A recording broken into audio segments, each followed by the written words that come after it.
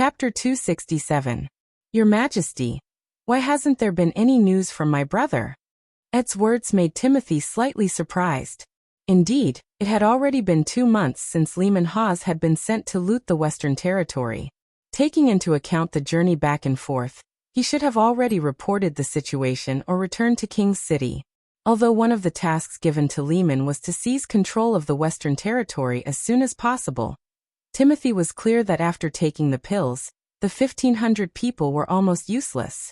Relying on them to occupy the Western Territory was unlikely, so the main goal was still to seize the pills in the Stronghold Church, find out the details of the Duke's battle, and finally attack Border Town to consume a round of Roland's forces. This was a tried-and-true method to deal with Garcia.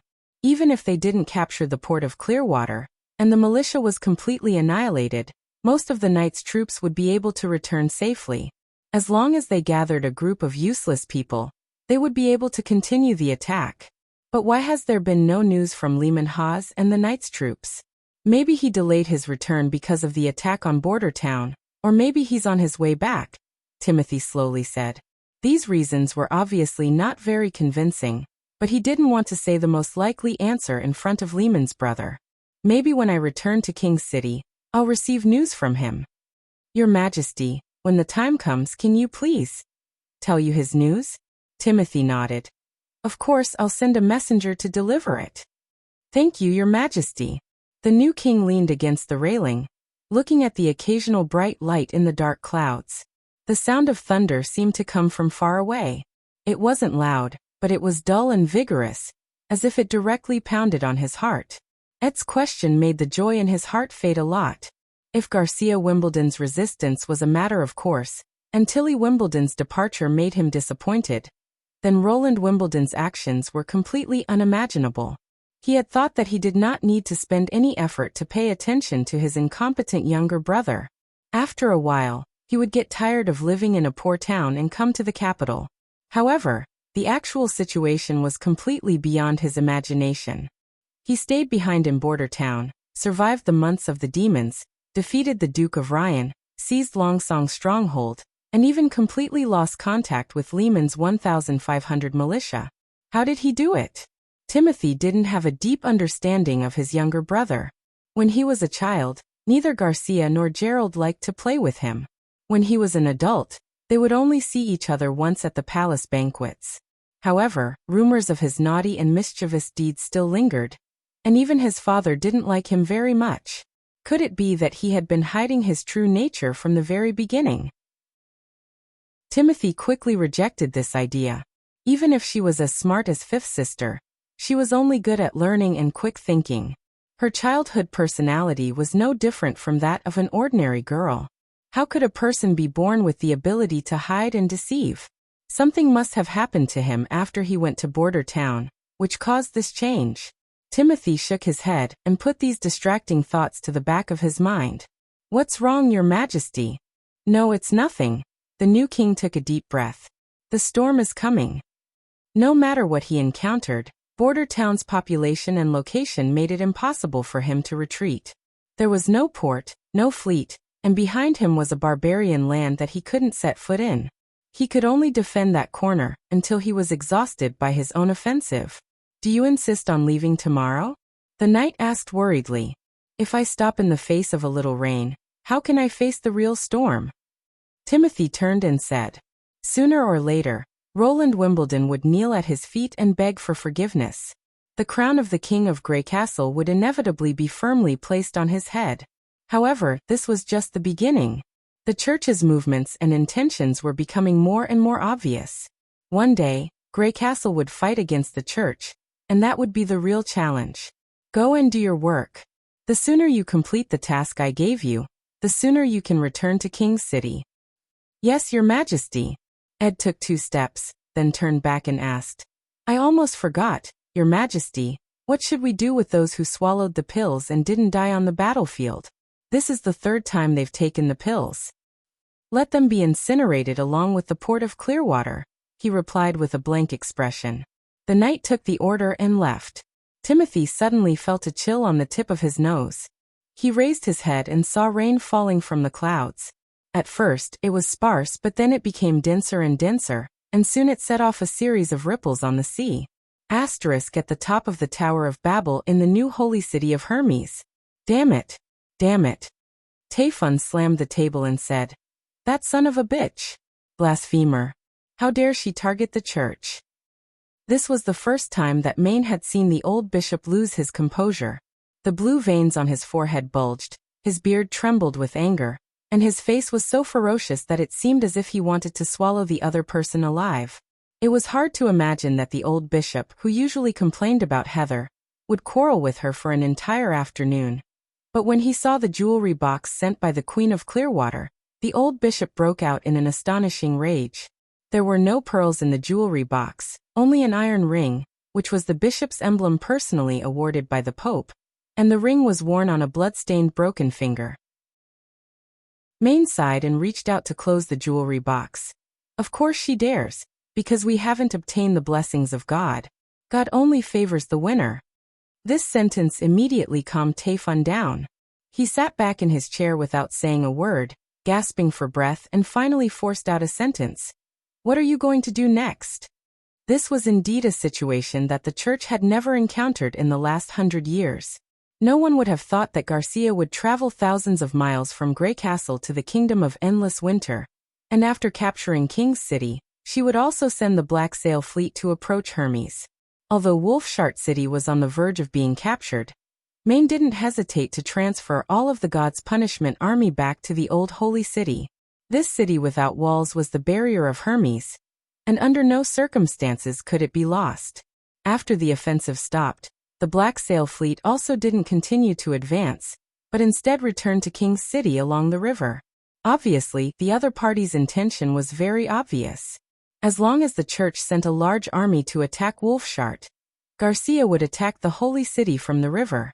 The sudden intervention of this royal power made the nobles of the Kingdom of Endless Winter restless. Maine believed that as long as he could let these greedy people continue to keep their territory and property, they would not hesitate to support Garcia as the new Queen of Endless Winter.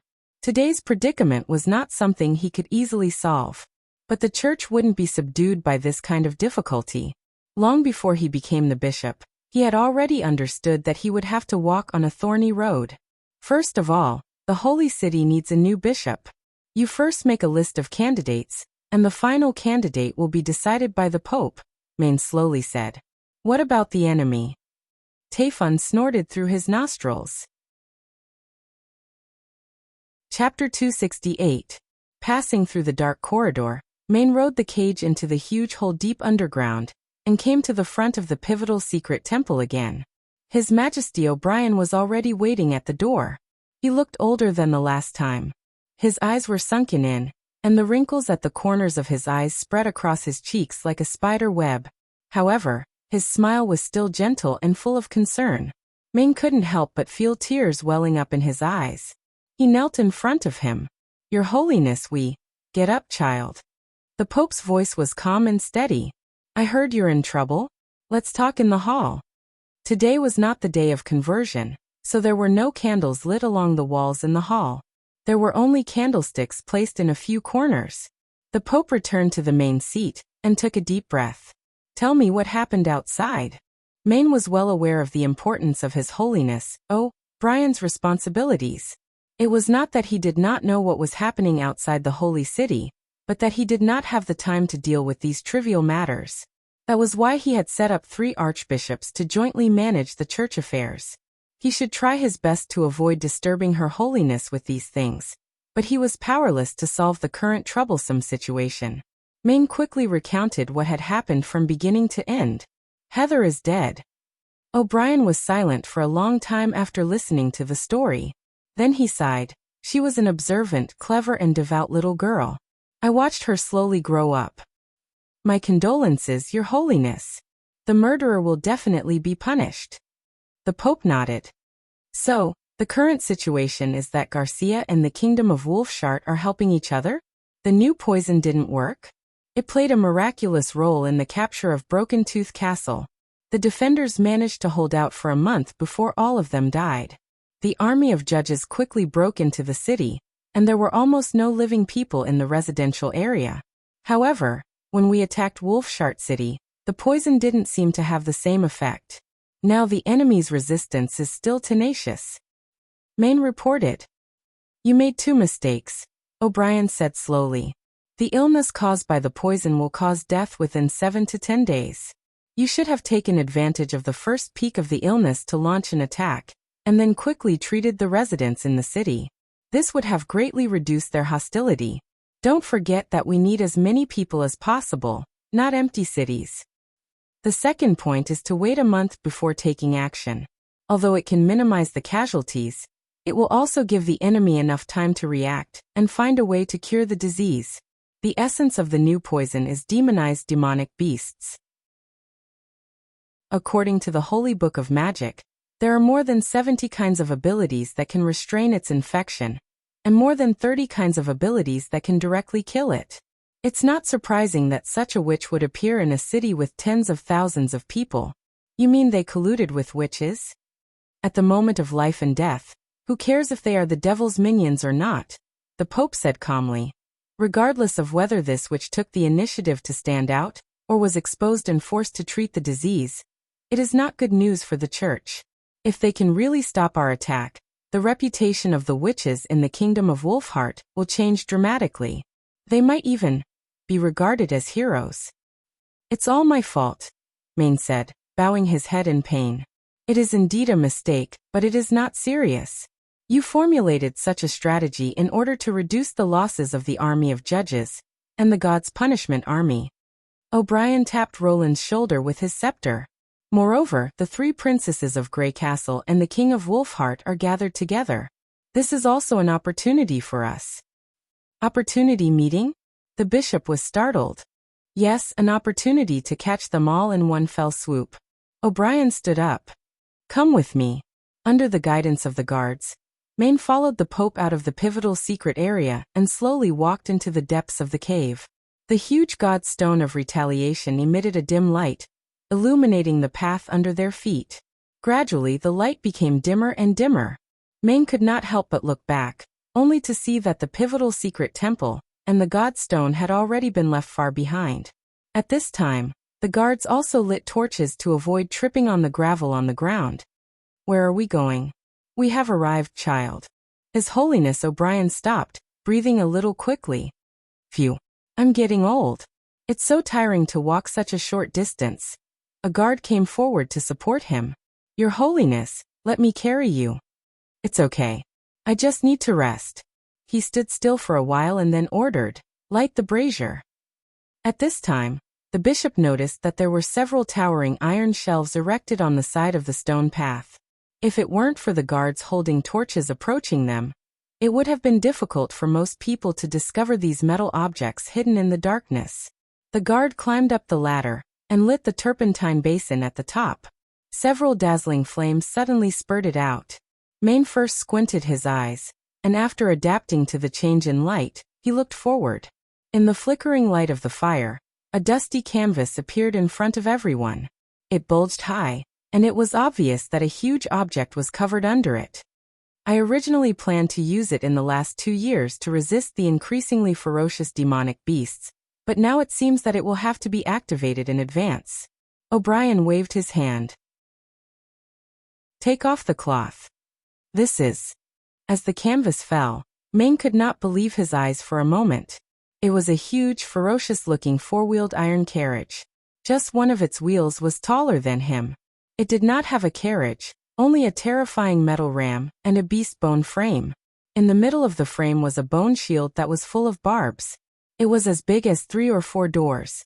2 perfectly straight iron poles, one on the left and one on the right, stretched out from the openings on the shield.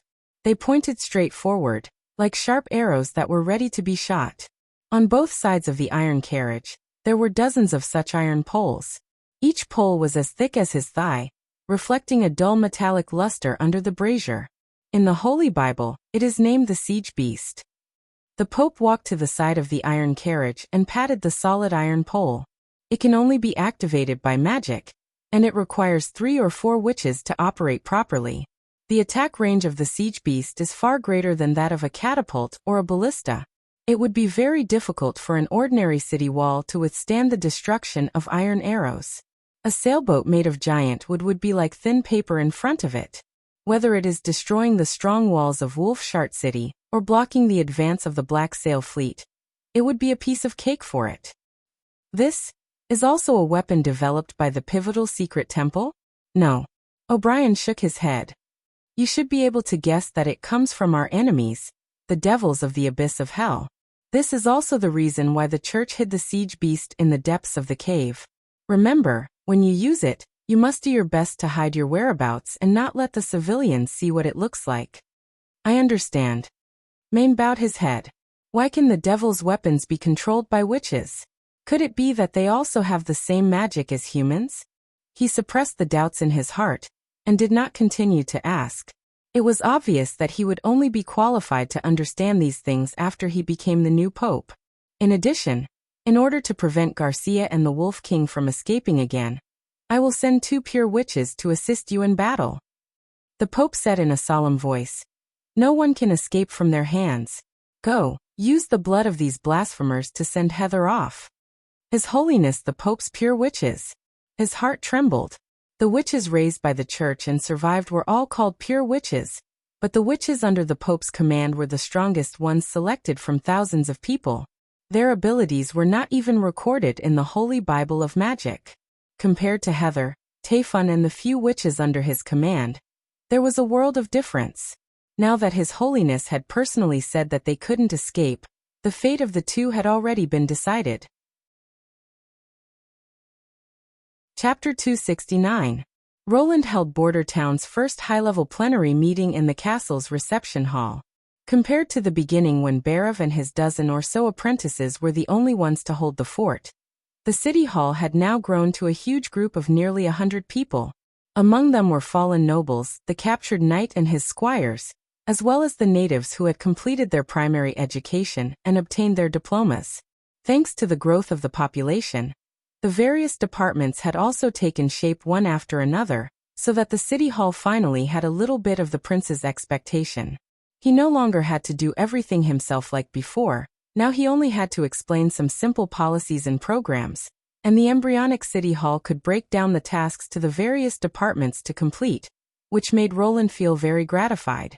The participants of the first high-level meeting were all the highest heads of the departments, namely the Minister of Agriculture Sirius Daly, the Minister of Education Scroll, the head of the Ministry of Chemical Industry Kyle Sichi Temporary, the head of the Ministry of Construction Carvan Bate, the head of the Army Iron Axe, and the head of the City Hall Bear of Mons.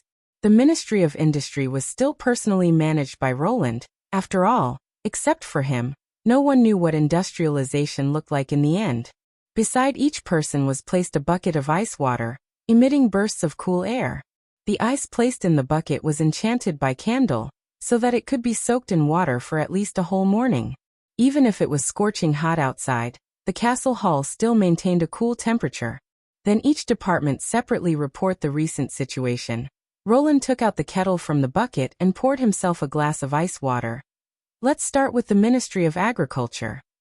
Yes, Your Highness. Sirius got up and saluted, then spread out the prepared paper roll. This time the grain handed in is about 17,000 kilograms. This amount is enough to meet all the townspeople's food needs in the coming summer. In addition, according to your request, the Ministry of Agriculture will purchase the remaining grain at the market price, but this amount is far less than the proportion handed in, currently only 4,500 kilograms. The so-called dendrobium was a commonly used measuring container for wheat. It was a basket made of bamboo, so he only heard the number. He had no idea how to convert it into kilograms or liters. Fortunately, that was not important. The key was that he knew that the food he collected was enough to feed the townspeople. The key point was the second point. If he calculated it according to the method of collecting 70% of the grain and keeping 30% for himself, the amount of grain purchased should be about 7,000 kilograms. The portion that was reserved for grain and seeds for the next year would not be needed at all. In other words, some serfs did not sell the remaining 30% of the grain to the city hall, but chose to privately hoard it in wooden sheds. Although he had foreseen such a situation, He still sighed softly when it actually happened. The purpose of hoarding grain was obvious. They planned to speculate and resell it. If there was a food shortage in the town, or if there was a natural disaster, their grain could be sold at a much higher price than the market price. It was not impossible for the grain to be sold at more than 10 times the market price. This was also the reason why Roland had set the grain trade as the exclusive business of the city hall. And the purchasers had to show their ID cards. The grain problem was related to the most basic stability of border town. In the early days, when there was still not a surplus of grain, if they were allowed to sell it, it would be easy for people to buy it and then hoard it, which would eventually lead to a rise in the price of grain. By using the real name system to purchase grain, and at the same time prohibiting other sales channels, the grain price could be maintained at a stable level. Your Highness, why don't you force the purchase of the wheat in the hands of the serfs? Sirius asked doubtfully. In any case, the law doesn't allow them to sell it to others. Because it is their private property, how to deal with it is their freedom, Roland replied.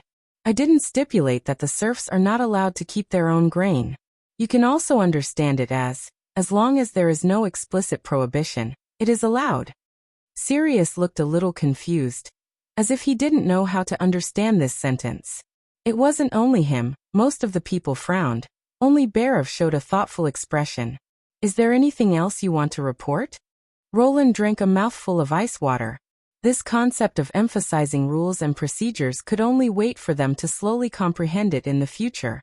In other words, once they understood it, they could be regarded as a qualified official of the new era. Of course, this method could easily lead to the other extreme, and lead to the creation of bureaucracy. However, bureaucracy was still better than chaos and disorder or unbridled behavior. Yes, Sirius daily shook his head. Now that the fields have been harvested, I don't know how to arrange the next year's fallow plan. No, these lands will not be fallowed. Next year they will continue to plant wheat. Roland waved his hand. The piles of manure at the edge of the fields are prepared to fertilize the land. Next, you will instruct the serfs to shovel it into the fields, mix it with the soil, and then continue to pile new manure in the empty space. In the hot and humid summer, it would only take 2 months for the manure to rot, while in the winter it would take about 4 months. By the next spring, not only would the quality of the soil have been improved by the first batch of compost, he would also have a new batch of compost that could be used as base fertilizer, so there would be no need to fallow the fields. Not to mention the advanced fertilizer, just the use of human and animal manure in agricultural production would already be a great improvement. Well, if this is your request. He touched his head. In addition, Your Highness, I'm afraid that 1 or 2 stone mills won't be enough to grind so much wheat. I want to apply for the construction of a mill next to the Redwater River, preferably powered by a steam engine. Yes, Roland nodded. This was a new breakthrough. In addition to himself, there was finally someone else who was trying to use this new power. You first put forward your plan to Barav, and after obtaining the funds, you can work out a detailed plan with the Ministry of Construction. Yes, Your Highness, Sirius responded. The last matter is the promotion of the freedmen. This time a total of 516 people were qualified for promotion, because it was strictly based on the amount of wheat submitted on the spot, so no one raised any objections. I have already submitted the list to Sir Barav. Then he once again stood up and saluted. My report is finished. Well done. Roland clapped his hands twice to show his encouragement. This former young knight of the Wolf family now seemed to have adapted to life in Border Town. Moreover, he was also doing a good job in the city hall. With a little packaging, he would become an excellent publicity example. And in the future, when it came to recruiting the fallen nobles of Longsong Stronghold and the Knight, he would be able to play a big role. The second to give the report was Scroll. Her long hair was coiled behind her head. She was wearing a clean and tidy white shirt, matched with a pure black skirt without any decoration or lace. She looked mature and capable. It was hard to imagine that half a year ago, she was still an exiled witch who had to hide from the church. At present, there are 2 batches of people who have completed their primary education. A total of 85 people, most of whom have studied at the academy opened by Mr. Carr. Her ability was a photographic memory, so when she reported the data she didn't need to do any preparation. This made Roland very envious. Among them, 46 people have chosen to work in the city hall, 21 people have decided to work in the bicycle factory, 13 people have applied to join the First Army, here she paused, and 5 people have applied to work in the chemical laboratory. 5 people? Roland couldn't help but look at Kyle Sichi. The latter's complexion obviously didn't look good. It seemed that the publicity effect of the award ceremony was far from what he had expected. In this way, the 3 new laboratories might have to be idle for some time. Chapter 270. When it was the Ministry of Chemical Industry's turn, Kyle snorted, "Your Royal Highness, I hope you can find the person in charge as soon as possible. I don't want to attend this kind of meeting again." Roland secretly rolled his eyes. After becoming a leader, he found that he had to selectively ignore some words. How could it be so easy to find a talent who dabbled in alchemy and chemistry? Do you have any clue about the large-scale production of the 2 acids? No, Kyle shrugged. That's why I need to spend more energy and more manpower on this project, instead of sitting here and wasting time. After staying in Border Town for a long time, his words also contain some Roland's vocabulary. If I have to report, I can only say that the laboratory is short of people, the more the better. In addition, although the 5 people who joined recently are young, they are quite clever. It seems that the primary education you created is still useful. Well, the chief alchemist was probably the most disrespectful to him. But considering his age and his enthusiasm for chemical experiments, Roland didn't have any resentment. After all, after the explosion accident and being completely cured by Nana, his first reaction was unexpectedly to be able to unscrupulously carry out experiments, and even to taste the taste of different acids. This kind of enthusiasm was really unparalleled. Well, you continue your research. I'll ask Barov to find a way to fill the personnel gap. By the way, Your Royal Highness, Kyle opened his mouth again. Have you finished writing your intermediate chemistry? If you can give it to me for reference, maybe I can come up with a large-scale acid production method earlier. I said at the award ceremony that as long as you can train enough apprentices and assistants to fill the new laboratory, I will give you the book. Roland spread out his hands. In fact, he hadn't written a single word of the book yet. Just the elementary chemistry alone had already exhausted his limited knowledge of chemistry. Even if he racked his brains for the intermediate chemistry, he was afraid that he wouldn't be able to write more than a few pages of content. The 4th was the Minister of Construction, Car Van Bate. First of all, I want to thank Lady Scroll. He first nodded to Scroll and said, I'm really happy to know that those children can graduate smoothly. Compared to the chief alchemist, Mr. Stonemason's social skills were worlds apart. Scroll nodded in return and said, It's my duty. Then Carr opened the notebook he carried with him and said in an orderly manner, Nowadays, the town's various projects are progressing steadily. The main projects are the Kingdom Avenue, the Redwater Bridge, the new residential area and the new city wall.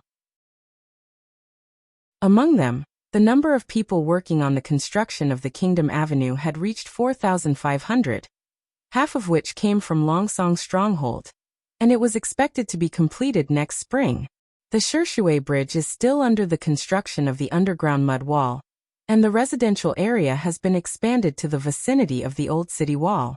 The number of construction workers is about 1,000. As long as we can guarantee the supply of bricks and cement, we should be able to complete the task of moving all the Eastern region refugees into the town before the arrival of the months of the demons. Since Carr often reported to Roland about the progress of the project, he did not mention anything about the expansion of the castle district or the construction of the witch house. In addition, after the location of the new city wall was set and the wire was pulled, the construction was completely done by Lotus, and the daily progress was maintained at around 100 meters. You've worked hard, Roland nodded.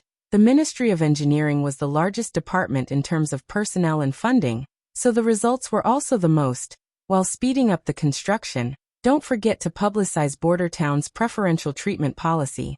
After a year of practice, these handymen from Longsong Stronghold can also be regarded as qualified craftsmen, so you have to keep them in Border Town as much as possible.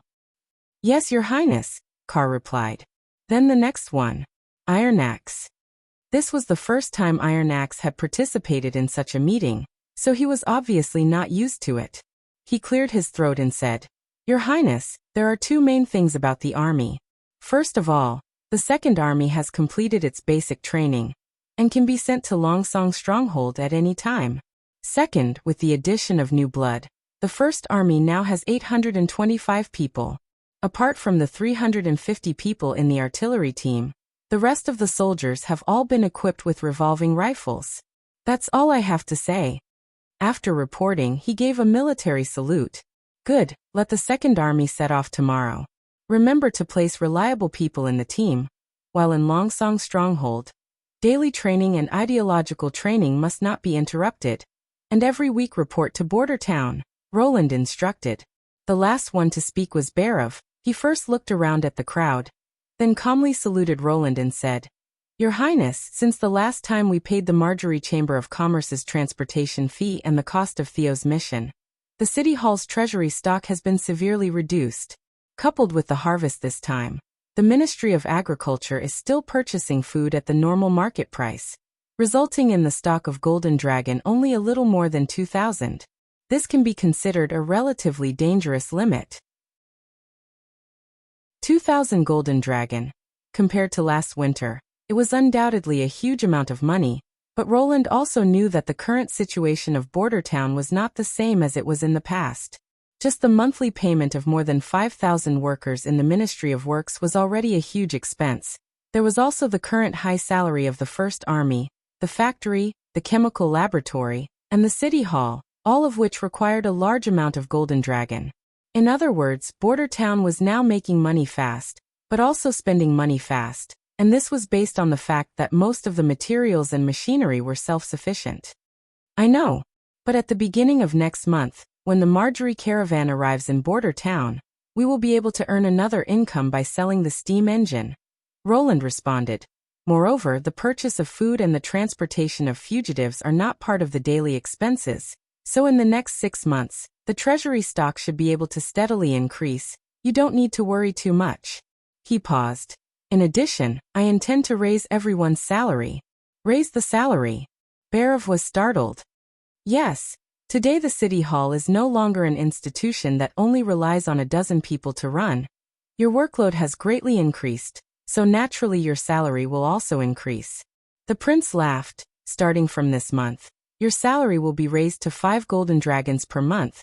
The department head will receive 2 Golden Dragons per month, and then according to this ratio, the apprentices and assistants will also be uniformly raised. Rest assured, this amount of money is not much, only about 20 or 30 Golden Dragons." Although 5 Golden Dragons for the position of the City Hall director was not a generous amount, but Roland knew that what Barov loved more was power. At present, Border Town's financial income and expenditure were all calculated and distributed by him. And without any supervision department, he could casually obtain 100 times the income. And so far he had not shown any signs of embezzlement. Of course, in addition to relying on the other party's self-awareness, Roland could also use Nightingale's ability to maintain the integrity of the department. Under her questioning, no one could conceal their misdeeds. "In addition, there is one thing that you may already know," he continued.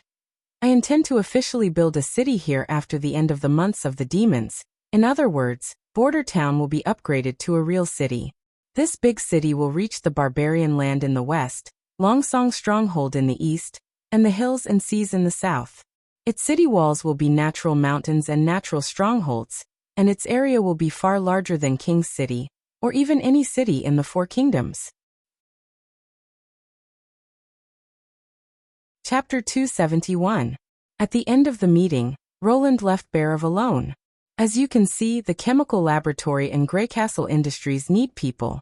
Next, I plan to produce soap and perfume on a large scale, which also requires a lot of manpower." The prince said bluntly, "When most of the townspeople pass the primary education examination, it will be at least next year, and there will only be 600 or 700 people, which is not enough. I need more people." "If you conscript people from the stronghold?" "No," Roland interrupted. "After the city is built next year, the stronghold and the town will be connected as a whole, which is equivalent to taking money out of the left pocket and putting it into the right pocket.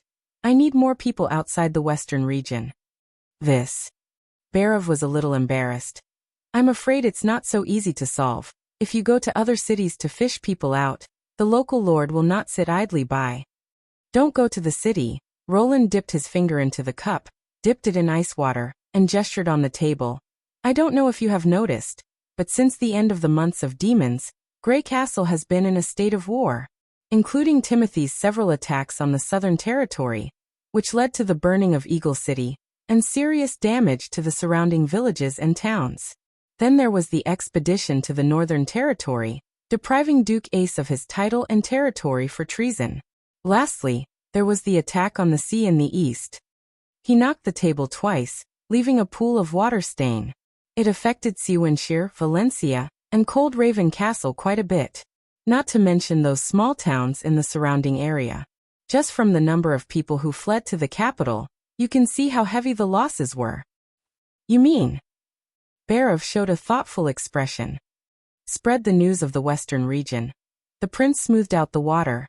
In the past 6 months, only the western region has been peaceful. There has been no forced conscription, nor has it been attacked by the flames of war.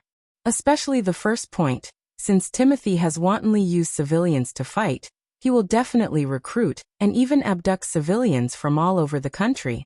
No one can guarantee that this kind of thing won't happen to them next time, so a safe place isolated from the flames of war is the main point of our propaganda. I think I understand, he pondered. You intend to attract civilians from other towns and villages by promising not to be conscripted, not to be forced into labor, and at the same time, to provide shelter, food, and a stable job. Almost. Roland nodded with a smile. Being flexible and receptive had always been an assistant minister's strong points. Also, we should focus on promoting the generous treatment that literate people can enjoy. I think there must be some desperate knight and nobles in these places who are willing to come to the western region to try their luck. Whether it was a village or a town, it was almost always the territory of a small noble. If it was a time of peace, no matter how barren the land was, no matter how poorly managed it was, a few acres of farmland would always be enough to fill their stomachs. However, if there was a serious loss of population during times of turmoil, it would be hard for them to continue living. At this time, if there was a safe place to go, most people would be tempted. In any case, even if the territory was left unguarded, it would not be occupied by others. After this period of time, they would bring money and mercenaries back to take over the territory. As for how to promote it, he believed that the other side had their own ways. But Your Highness, in this way, it will be another expense to arrange for these people, and the purchase of food cannot be interrupted, Barov said hesitantly. In case something happens to the caravan, the city hall treasury will soon run dry. Well, what you said makes sense. Roland touched his chin. The most important task of the new political power was to establish prestige and confidence in the hearts of the people. If they suddenly fell into a predicament where they could not pay their salaries, the good situation would take a sharp turn for the worse. Well, you go back and make a plan first. Wait until the caravan and border town have completed the next month's transaction, and after the treasury is full, then you can implement it. Yes, Your Highness, Barov said while putting his hand on his chest. After finishing his task, Roland returned to his office and began to think about how to complete Marjorie's balloon order. The unit price of 1,000 golden dragon balloons was even higher than that of a steam engine, but its cost was much lower. The airbag was mainly drawn by Soroya, while the hemp rope and bamboo basket were cheap goods. In fact, Roland had already trial-produced a simple sample in the arsenal's courtyard. A hydrogen balloon that could carry both Lightning and Maggie into the sky at the same time. After repeated consideration, he finally abandoned the hot air balloon plan. Gas needed to be obtained by dry distillation of coal. The equipment would take up a large area, and the manufacturing process would be very troublesome. In addition, coal had to be imported from other towns, so small-scale production was not cost-effective. It was far less convenient and easy to obtain than hydrogen. The trial product was made with a single-sided water coating, and after the painting was finished, the paper on the back was also burned, so the entire balloon was almost weightless, and its flexibility was also very outstanding. In the experiment, the inflated balloon was not afraid of rain, impact, or fire. Even when Maggie transformed into a variety of birds and fiercely pecked at it, there was not a single trace left behind. Only an iron needle could barely pierce through this 1 millimeter thick coating. Due to its extremely light weight, a hydrogen balloon with a diameter of about 2 meters could carry an adult person into the sky. The only difficulty was how to solve the problem of inflating the high-pressure hydrogen cylinder. The DC motor used for electrolysis of water to produce hydrogen could not be sold. A motor connected to a steam engine could inflate all the hydrogen balloons, which was obviously not cost-effective. If he wanted to continuously earn Golden Dragon from rich people, he must have a high-pressure cylinder that could be repeatedly inflated. The cylinder itself was not difficult. If the material was not good enough, the wall thickness could be supplemented, pig iron or wrought iron could be used. In any case, with Anna, precision processing was not a problem. The key was the inflation. In the previous generation, the pressure of the gas storage cylinder was more than 20 MPa. Wanting to rely on a pump to inflate it was undoubtedly a fantasy. Even 10 Chilean arms would be useless. At least a high-pressure air pump was needed. And if the pressure inside the cylinder was not enough, it was simply impossible to fill the hydrogen balloon. The high-pressure air pump was divided into piston air and turbine air pump. The former belonged to the technology tree of internal combustion engines, while the latter belonged to the category of turbines. No matter which one was developed, it was a large and time-consuming project. Until the evening, Roland finally came up with the simplest solution: self-inflating the cylinder. What gave him this inspiration was a piece of news that he had seen before he traveled to this world. A street vendor selling hydrogen balloons used a modified liquefied gas tank to store hydrogen, which resulted in an explosion, causing a tragedy. The reason was that the vendor directly reacted with dilute sulfuric acid and aluminum to produce hydrogen without calculating the amount of reaction. As a result, the pressure inside the tank was too high, and the tank directly burst. The method of self-inflating was to pour dilute sulfuric acid and active metal into the bottle to replace the hydrogen. Zinc was commonly used in the laboratory, and aluminum was the most common element that could produce hydrogen by weight. However, neither of these two elements were available in this era, so Roland still planned to use iron to react. Lucia could separate iron with extremely high purity, and the slow reaction speed at room temperature could be improved by heating and increasing the contact area, such as iron sheets and iron powder. An inner coating would be able to resist the corrosion of acid on the bottle. Thinking of this, he immediately drew a simple sketch on the paper. In order to reduce air leakage, the high-pressure cylinder should be as one piece as possible, so the body of the cylinder should be integrated, leaving only a raised threaded hole at the top, which could be screwed into the valve nozzle.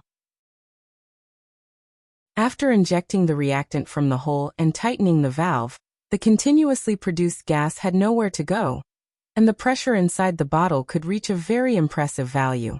When in use, as long as the valve was opened, the hydrogen would rush out and rush into the air sac. Reflushing was also very convenient. After removing the valve, drying the water, and cleaning out the ferrous sulfate crystals, the reactant could be poured in again. Considering that dilute sulfuric acid was also an alchemy product, the inflating price obviously could not be set too low. Chapter 272. When Kyle Sichi returned home after finishing today's experiment, his wife had already made pancakes and mushroom soup. She also poured him a glass of white wine. The latter two items were sold in the convenience market, especially the white and huge mushrooms. As the introduction on the sign said, "You can't find anything more delicious than this." After tasting it, he found that it was true.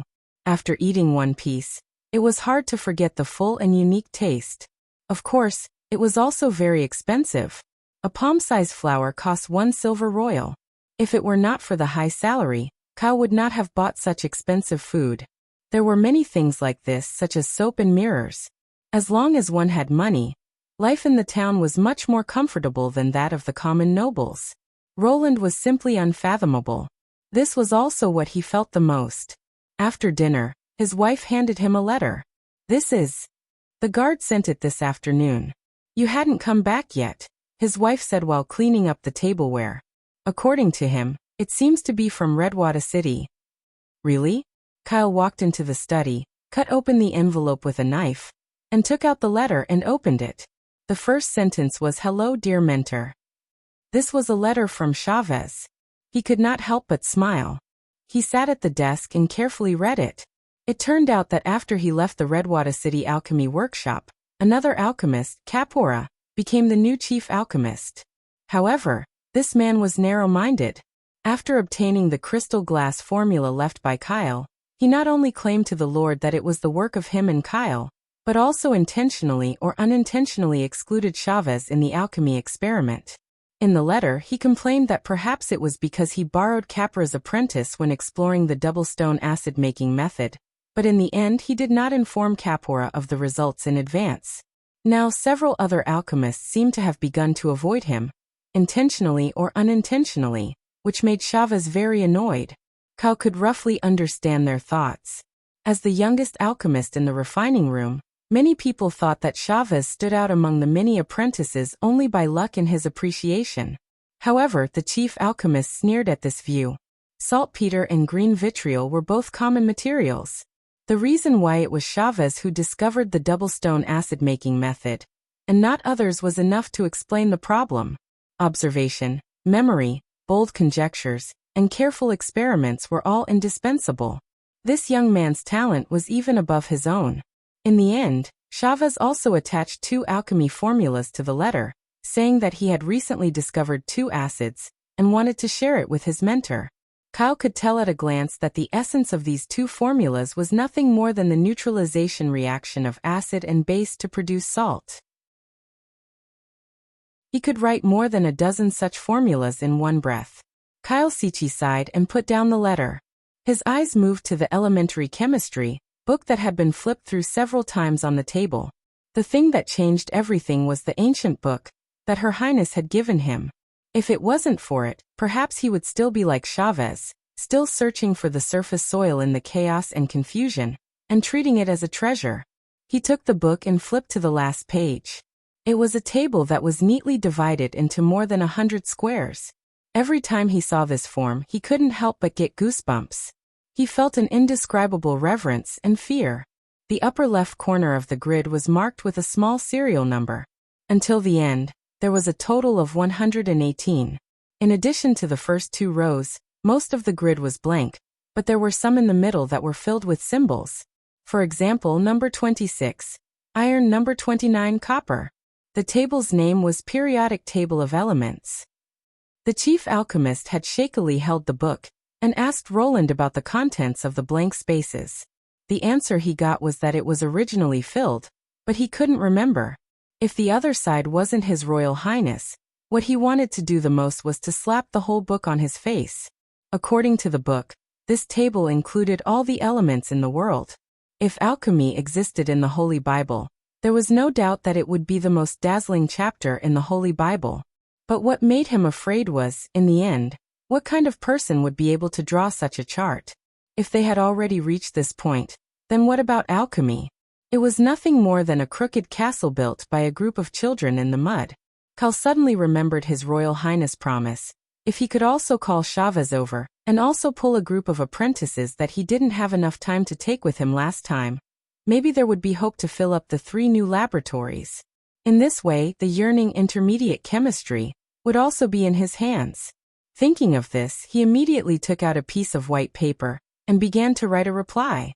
In fact, during the meeting, His Royal Highness had asked him whether he had a clue about large-scale acid production. But he didn't tell him the truth, because the content was complicated and lengthy, and it would be a waste of time to talk about it. Most importantly, he didn't know whether this plan would work or not. After all, the method he had conceived was completely based on the elements and reaction principles in the book. Compared with the previous alchemy experiments, this hypothesis was even a bit like a child's ravings in his dreams. Using materials that had never been seen before and reactions that had never been heard of, to produce something that seemed to have nothing to do with the raw materials, just because they had the same element. However, Kalsichi had a faint premonition that this method might work. After all, the previous hundreds of replacement experiments all proved the correctness of the content in the book. With a preliminary plan, the next step was to complete a full set of theoretical experiments in the laboratory, because His Royal Highness had said that the process of large-scale production of products could also be reproduced in the laboratory. He quickly finished writing the letter. He didn't try to persuade Charles too much, but directly told this former disciple about the knowability, measurability, and attainability of alchemy. Kyle believed that any wise man who was interested in alchemy would not let go of such an opportunity to see the truth. He folded the letter, put it into an envelope, and sealed it with wax. Then he just had to wait until tomorrow to give it to a merchant who was willing to deliver the letter.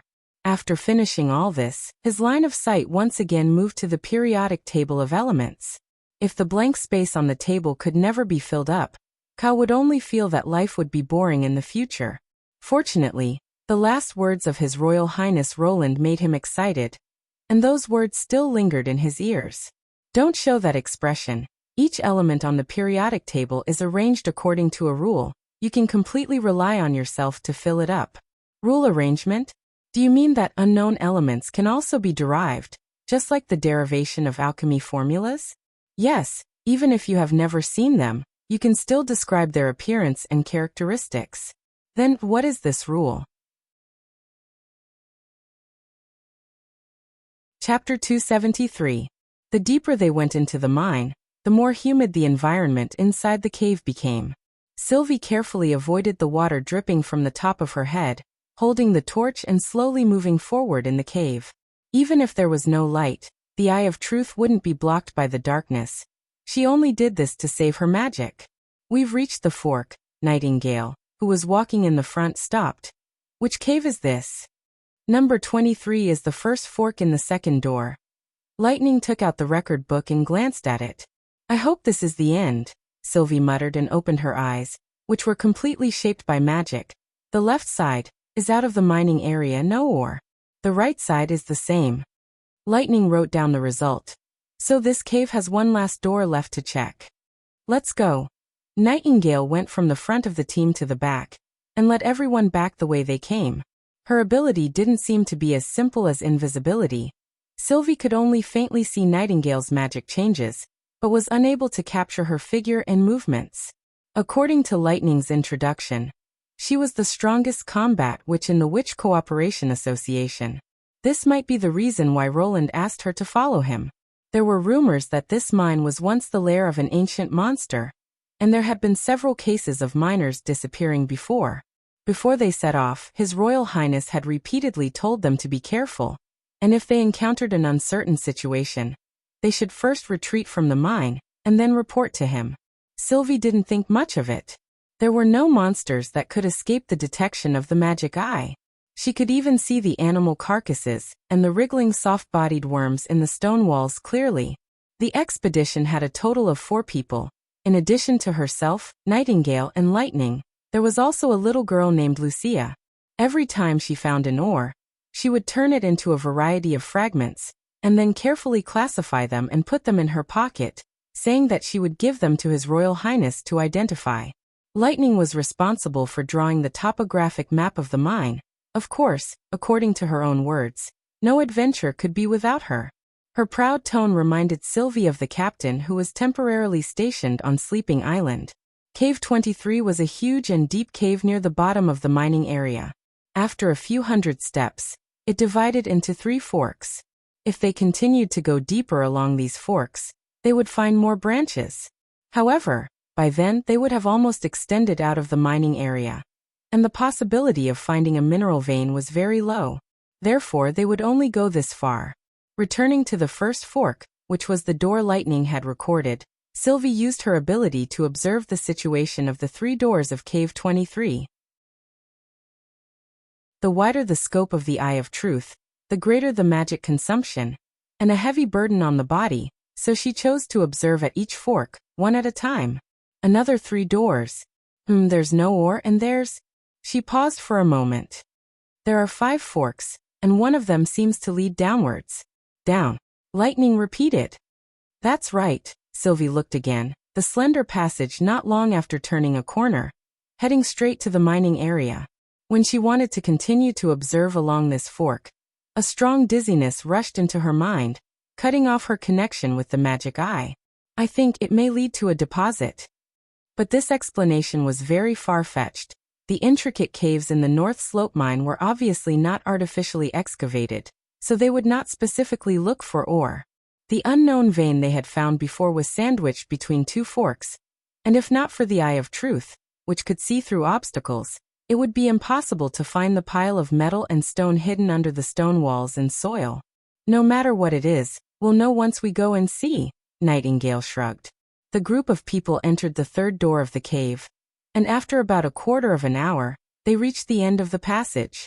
They saw that the passage here was divided into 5, the narrowest of which could not allow people to walk, so they could only crawl in.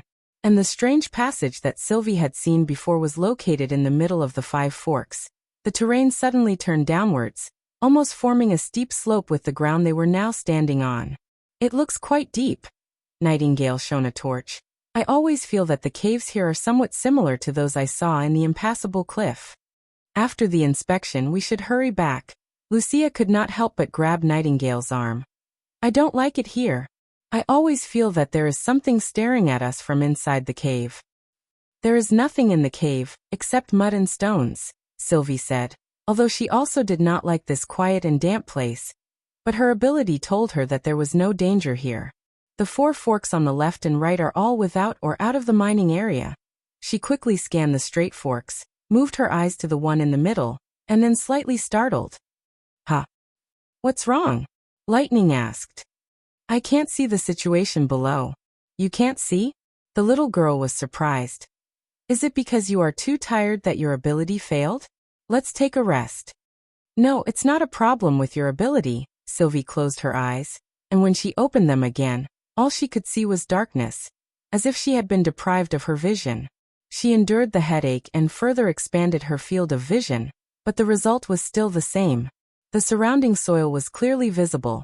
Only the middle was completely shrouded in endless darkness, as thick as ink. Something is blocking my view. All of you stay here and don't move. Nightingale pulled out 2 silver weapons.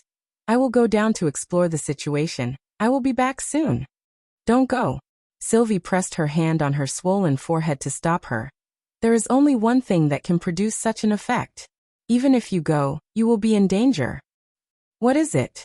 God's Stone of Retaliation, she said, gritting her teeth. There is a God's Stone of Retaliation underground, and it is the kind that can cover the entire area. When Roland learned of this news, he immediately mobilized the soldiers of the First Army to enter the North Slope mine. And the final result of the investigation was just as Sylvie had guessed. The deep cave at the bottom of the mine contained a huge amount of God's Stone of Retaliation. After confirming that there was no danger, Roland also entered the 23rd cave under the protection of his guards. He also wanted to see with his own eyes what a God's Stone of Retaliation that could cover the entire bottom of the mountain looked like. Your Highness, please be careful, Carter warned. The exit is in front of us. You can't use magic here. It is safer for you to stay above. Roland looked back at Anna, Nightingale and Lightning who were following behind him. Isn't it good to learn from Sylvie? Even without magic, I am still more powerful than you. If you can come, then of course I can come. Nightingale curled her lips. Wherever there is an adventure, there will be me, Lightning said with her chest out. Anna didn't say anything. She just stared straight at Roland. Seeing those clear eyes that reflected the light of the torches, Roland knew that whatever he said would be useless. Well, he sighed. You must follow me, don't stray too far away. Walking along the slope of the cave to the end, Roland suddenly understood what the chief knight meant by the exit. His line of sight suddenly became clear. An incomparably deep cave appeared in front of him. Chapter 274. Roland quickly estimated the volume of the underground cave. The bottom was almost the size of a football field, surrounded by steep mountain walls. The path leading to this place was right in the middle of the mountain wall, and next to the entrance of the cave was a narrow stone staircase, extending all the way down. I guess this staircase wasn't created by you. He crouched down and put the torch close to the ground. Under the illumination of the fire, the traces of axe and knife carvings on the stone steps were very obvious. And there were also a lot of stone chips and dust accumulated in the carvings. Of course not, Your Highness. When we found this place, the stone steps were already here, Carter shrugged. I guess this thing has been here for decades. Or hundreds of years, Anna suddenly said. I also think so, Lightning nodded. Border Town has been established for less than 70 years. The stone staircase is unlikely to be related to the locals or the kingdom. Were there people in the western region hundreds of years ago? Carter questioned. Grey Castle hadn't even been established yet. Roland patted the knight's shoulder. 450 years ago, there was a group of people forgotten by history. Then he raised the torch. Let's go down and take a look. The soldiers of the First Army had already surrounded the bottom of the cave in 2s and 3s. He took the knight and the witch straight to the side of the god's stone of retaliation. Only when standing at the foot of the stone pillar could they deeply feel the huge size of the god's stone. When they opened their arms, they couldn't even reach a tenth of its size, and they had to look up to see its top. The highest purple god's stone of retaliation was nearly 30 meters tall, almost equivalent to an 8 or 9-story high house. In theory, a stone that could emit light by itself was either a radioactive material or a fluorescent component, but the light of the god's stone of retaliation obviously had nothing to do with either. The former's light came from the ionization phenomenon of the air caused by the decay of the element itself. The shorter the half-life, the greater the brightness. According to this brightness, the soldiers who entered first would only be able to hold on for a few minutes before dying from the ionizing radiation. The latter, on the other hand, needed to be exposed to light before it could emit light. There was no light source in the depths of the ground, so it was obviously unable to support its continuous emitting of cold light. Roland also noticed that although the god's stone had the usual prismatic shape of a crystal, there were no crystal patterns on its surface. Instead, it was as smooth as flat glass. A thumb-sized god's stone of retaliation in the church can be sold for several golden dragon coins. A god's stone of retaliation as big as this can practically empty the coffers of the 4 kingdoms. Carter couldn't help but sigh. Sold to the nobles to kill witches? Nightingale glared at him. I didn't say that. The chief knight subconsciously looked away. This is the first time I've seen a god's stone of retaliation in this color. Shouldn't it be white and transparent? Lightning curiously looked at the stone pillar. If I bring one back, will I not need to light candles at night? I'd rather light a dozen candles in a stuffy room than use it for illumination, Nightingale said, crossing her arms over her chest. For a witch, it's a cage, a shackle, an accomplice of the church. It would be great if this damn stone didn't exist in this world. Well, Sister Nightingale, you won't be at night anyway. The little girl licked her lips, picked up a stone and looked at Roland. Can I take one back as a trophy for my adventure? Roland nodded. If you don't dislike this kind of thing. She swung the stone in her hand, and with all her strength hit the corner of the prism, only to hear a ding sound. The stone was broken, but not even a scratch was left on the prism. The knight couldn't help but exclaim, "What's going on? Aren't God's stones of retaliation fragile? Perhaps this one's light is different." Lightning brushed off the stone chips in her hand, and took out a dagger from her waist bag. She tried to scratch the prism for a while, but even after scraping, cutting and picking, it was still in vain. Roland felt something was wrong. He signaled to Nightingale, "You try it." The latter nodded, pulled out a revolver, and directly pulled the trigger on another prism. A huge roar suddenly echoed in the bottom of the cave, and the place where the god's stone of retaliation was hit emitted a few sparks. After the smoke dispersed, the group walked over, only to see that the bullet had only left a shallow mark on the surface of the god's stone of retaliation. This meant that, in terms of strength, it had already surpassed a homogeneous steel plate. Even the flintlock is useless? Carter frowned. Then how did the church cut it down, polish it, and sell it? No one could answer this question, and this was also not in line with everyone's usual impression. At least, Roland had once used a brick to break the god's lock of retaliation, such as the one tied around Anna's neck, and only needed 2 or 3 hits to turn the crystal-clear stone into a pile of white powder. Anna, who had been silent all this time, suddenly opened her mouth. "Your Royal Highness, do you remember the treasure map drawn by Phil and Eltec, the Light of Dawn?" Treasure map? Roland stared blankly.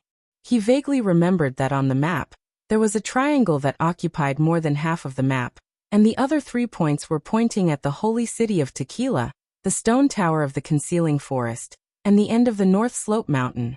Wait, the foot of the North Slope Mountain.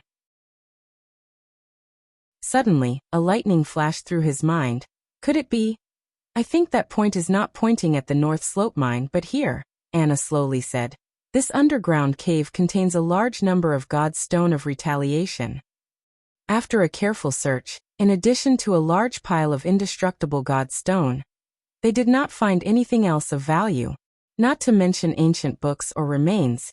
Even the tools to carve the stone stairs were not left behind, which was very incredible. According to the current level of technology, if they wanted to carve a staircase on a steep stone wall, it would definitely be a huge and arduous project. Such as accidental falls, loss of tools, and so on should not be uncommon. But in addition to the stone, there was only stone, as if they had thoroughly cleaned the cave before they had evacuated.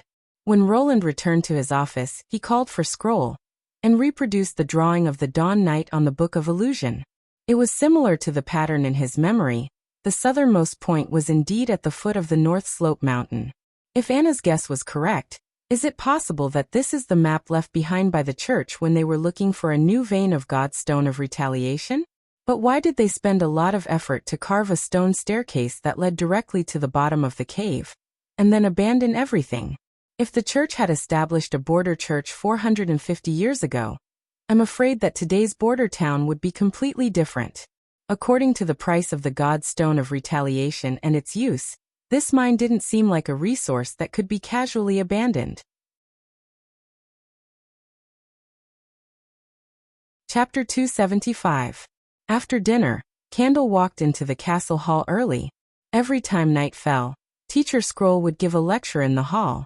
Unlike the aristocratic academies in the big cities, the students who came to listen were all witches of the Witch Cooperation Association.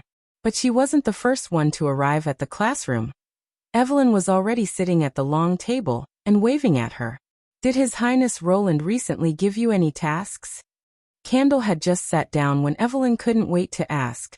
She remembered that when she had just arrived, she had dryly called him Lord. Candle secretly laughed in her heart. Yes, he asked me to use my ability on some grotesquely shaped metal lumps, solidifying them at room temperature, but I don't know what use they have. Is that so? Her eyes dimmed. His Highness still hasn't asked me to do anything. Is there no regulation on the content of the practice? Candle asked strangely. No, I just casually practice by myself. Evelyn shook her head.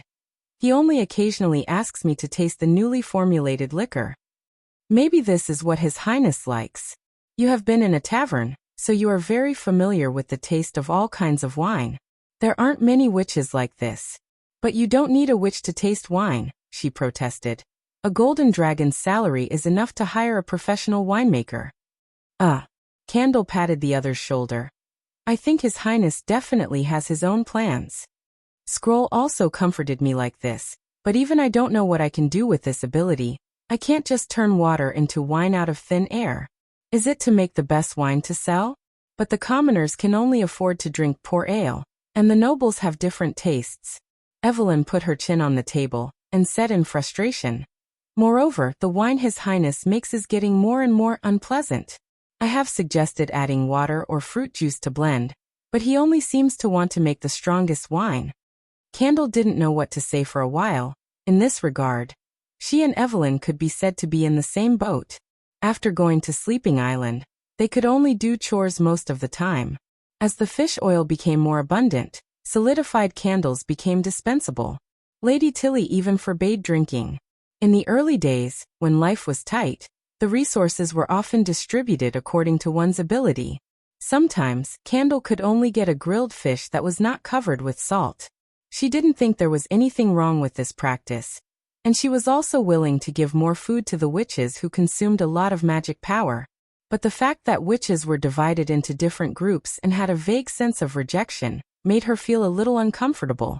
Fortunately, Lady Tilly took good care of them and apologized for this method of distribution. She also promised to adjust it when the resources were abundant in the future, so the witches did not reject them too obviously. But in Border Town, this kind of situation had almost never happened. The witches all sat at the same table and enjoyed the meal together with His Royal Highness, wearing the same clothes and using the same things. The most important thing was that, regardless of whether they were powerful or not, they all regarded each other as a whole, which could be seen from their daily interactions. Although she had only been in Border Town for a short period of 2 weeks, she had already deeply felt this point. They really regarded each other as their own sisters. This made Candle feel very envious. When all the witches sat down one after another, Teacher Scroll came in holding a stack of white paper. Today I won't teach you new content. I will conduct a comprehensive test on what you have learned. What is that? Lightning was the first to raise her hand. Cuckoo. Maggie followed closely behind. You have been studying for 3 months now, so His Royal Highness thinks it is necessary to test your learning results. Scroll laughed. All the questions have been listed on these papers, divided into 3 parts. Kingdom language, mathematics, and nature. There are a total of 60 questions. If you answer correctly, you will get points, and if you answer incorrectly, you will lose points. Of course, if you don't understand the questions, you can't raise your hand to ask. I believe that you have already mastered the basics of reading and writing. Otherwise, even if you know the answer, you will not be able to answer. She paused. By the way, His Royal Highness said that only those who answer more than half of the questions correctly will be able to enjoy the weekend afternoon ice cream dessert. If your score is lower than this limit, you will be disqualified from afternoon tea. Candle heard a clatter behind her, turned around, and saw Nightingale with a dumbfounded look. The charcoal pen that had fallen to the ground had broken into 2 pieces. In addition, His Royal Highness also specifically said that the 5 witches from Sleeping Island are not included, so you can stay with everyone to answer the questions, or you can take a day off. Scroll looked at Candle, Evelyn, and the others. No matter what the final score is, you will be able to enjoy the delicious afternoon tea. Phew, Evelyn patted her chest, turned her head and whispered. I can't even recognize the words. I thought the ice cream would definitely be gone. Honey and Lotus very happily got up and saluted Scroll, then left the hall. In addition to Sylvie, who was not feeling well, didn't come, so only she and Evelyn were left among the Sleeping Island witches. Do you want to stay? Candle asked in a low voice. I want to try, the other nodded. Didn't His Royal Highness Roland say that knowledge can make my ability evolve? If I don't put more effort in this aspect, I'm afraid I will never be able to match them.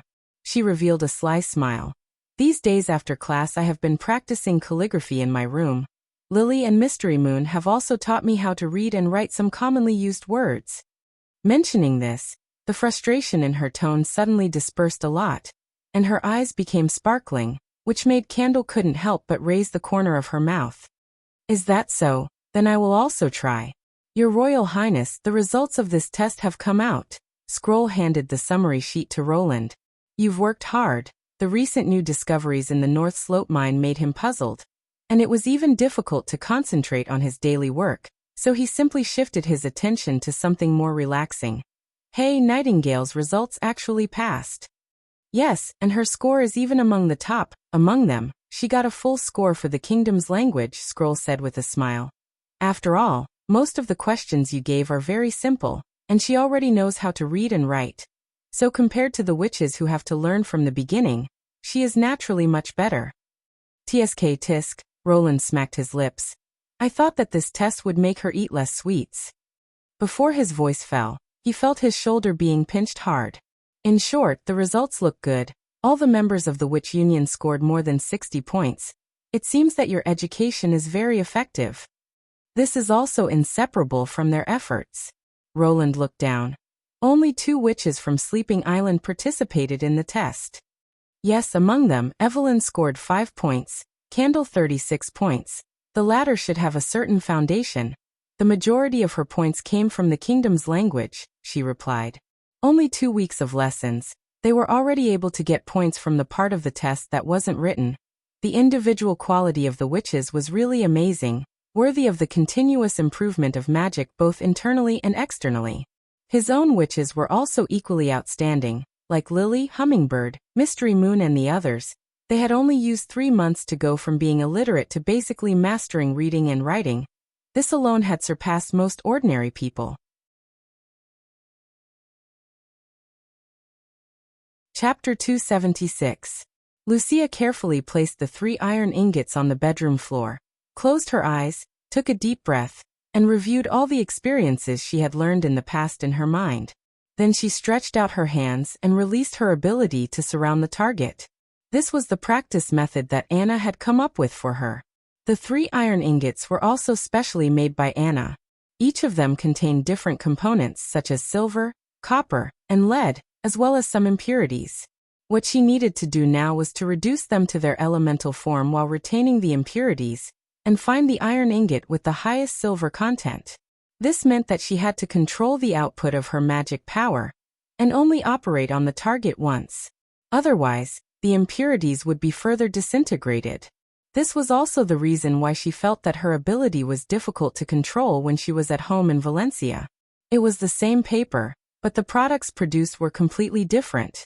This was because she did not understand the relationship between the amount of magic power and the effect of her ability, which led to the paper being continuously divided several times, and finally, most of the raw materials turned into water and gas. After coming to Border Town, the first lesson that the witches taught her was to control her magic power during practice. Lucia did not believe that something that could not be seen or touched could be accurately controlled, until Anna demonstrated the length of the black fire on the spot. Only then did she realize how wrong she was. Anna could even change the size and thickness of the black fire by adjusting the output of magic power, and every time, she could do it accurately. "Sister, are you practicing again?" Belle curiously poked her head out of the bed. "We just finished lunch." Lucia's hand shook, and the iron ingot suddenly turned into several puddles of powder. "I told you not to disturb me when I'm using my ability." She turned around and knocked on her sister's head. "Focus on your book." "I don't understand." Belle pouted. "I don't understand half of the words. I can't read and write like you. That's why you have to read more. Many words have similar structures. Even if you haven't seen them before, you should be able to guess their meaning. Literacy itself is a process of familiarizing yourself." "Okay." Belle retracted her head. Lucia refocused on the second iron ingot, and slowly controlled the outflow of magic power. In her mind, she imagined it as a thin layer of gauze, gently covering the target and wrapping it evenly. "Hey, I'm here." The door was suddenly pushed open with a squeak, and a blonde woman flashed into the room. "Hey, are you practicing your ability? Sister Nightingale." Belle let out a carefree cry. The second iron ingot turned into powder again. Lucia sighed and put all the metal scraps on the ground into her leather bag. She felt that she might not be able to practice at noon today. "Here, this is for you." A stick of ice cream with a rich milky smell was placed in front of her. "Thank you."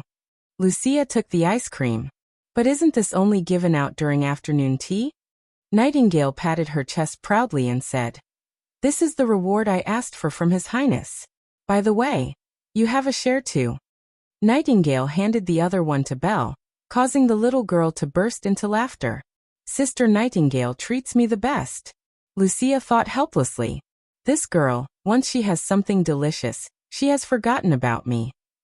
However, in the instant that the ice cream entered her mouth, she felt like if she were in her younger sister's shoes, her reaction would most likely be the same as Xiaoling's. The rich flavor of honey and milk melted in her mouth, and the cool and refreshing texture of the ice cream combined the two to further enhance the sweetness of the flavor. Even if she swallowed it, she could still feel a trace of coolness between her lips and teeth. No one could resist its delicious taste, especially in the hot summer. No wonder His Highness only gave out ice cream during afternoon tea on weekends. Such a unique style of food must be very expensive. At least, she had never heard of such a dessert in Valencia. Thinking of this, Lucia could not help but ask, "How did you ask for it from His Highness?" Nightingale curled up the corner of her mouth. "I ranked third in the test, just behind Vendi and Leaf, but His Highness Roland thought that I couldn't pass. There was such a big deviation from the actual situation, so I naturally had to ask him for a reward. I see. She hesitated for a moment. Then what about me? 68 points. I don't know where I ranked. So low, Lucia said dejectedly. Out of a total of 120 points, she had only answered a little more than half of them correctly. And this was based on the fact that she was already literate. It's not bad. Nightingale patted her head. After all, you haven't been in class for a long time, so your math and natural science parts must be a little worse. If you have any questions, you can ask me. What about me? Can I ask? Belle raised her hand. Of course. Nightingale replied with a smile. You're welcome anytime. When I pass the primary test, will I be able to choose my own job? It's still too early for you. His Highness said that the minimum age to work is 14. You're only 10 years old. What's the hurry? Lucia stared at her. The little girl did not want to be outdone. I also want to help you share your burden as soon as possible. Things like getting married and having children will cost a lot of money. If you don't have enough money, your life will be very hard. Who did you hear this from? Lucia asked with her hand on her forehead. Dad. He often nags that he won't be able to support us. Pfft. Nightingale could not help but laugh. If you can work, where will you choose to go? The chemistry laboratory. Belle raised her hand. I want to become an alchemist and get the title of sage. I want to receive everyone's admiration and praise. This it's better not to. She shook her head. The laboratory is actually very dangerous. Dangerous? The two sisters were surprised at the same time. Yes. Nightingale spread out her hands. Not only does it often deal with acid, but sometimes it also explodes. Even the chief alchemist can't avoid accidents. Last time, 4 of his fingers were blown off. If it weren't for Nana, I'm afraid that Mr. Kylesichi would never be able to pick up those bottles and cans again. She paused. Moreover, His Highness recently seems to be planning to develop a new kind of gunpowder. Even he thinks that this thing is extremely dangerous, so he needs to vacate a separate laboratory to prepare it. Well, in that case, do you have any good suggestions? Lucia hugged Belle and made up her mind. She would never let her sister work in such a terrible place. Of course, it's to enter the city hall and become a civil servant. Civil servant? She repeated. Ahem, this is what His Highness says when he talks to himself. In layman's terms, it's a city hall official. Nightingale coughed twice. It's stable and safe. The salary is above average, but the prospects are good. When I become a department head, the salary won't be lower than a witch's. I see, Lucia said thoughtfully. Sister Nightingale, do you like His Highness? Belle shouted. There are a lot of words in your words that His Highness said. Mom said that only people who they like very much will often talk about it. Her sister's question made Lucia's face stiffen. Damn it, how can this kind of thing be asked directly? It's too rude. Even ordinary friends can't be asked directly, not to mention that the other party is a senior that I respect. She hurriedly covered Belle's mouth. When she was about to apologize, she heard Nightingale frankly answer.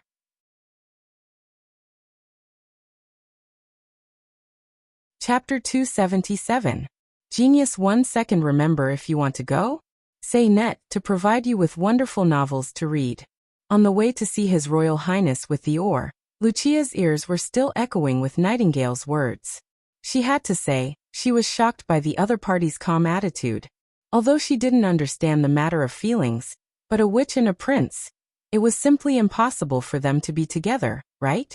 In this way, shouldn't she carefully hide her own thoughts at the bottom of her heart, not letting the other party know? Moreover, why did she, as the audience, feel so embarrassed and flushed? Standing at the door of the office, Lucia took a deep breath, then pushed the door open and entered. Your Royal Highness, I brought the oar. Let me see, Roland said with a yawn.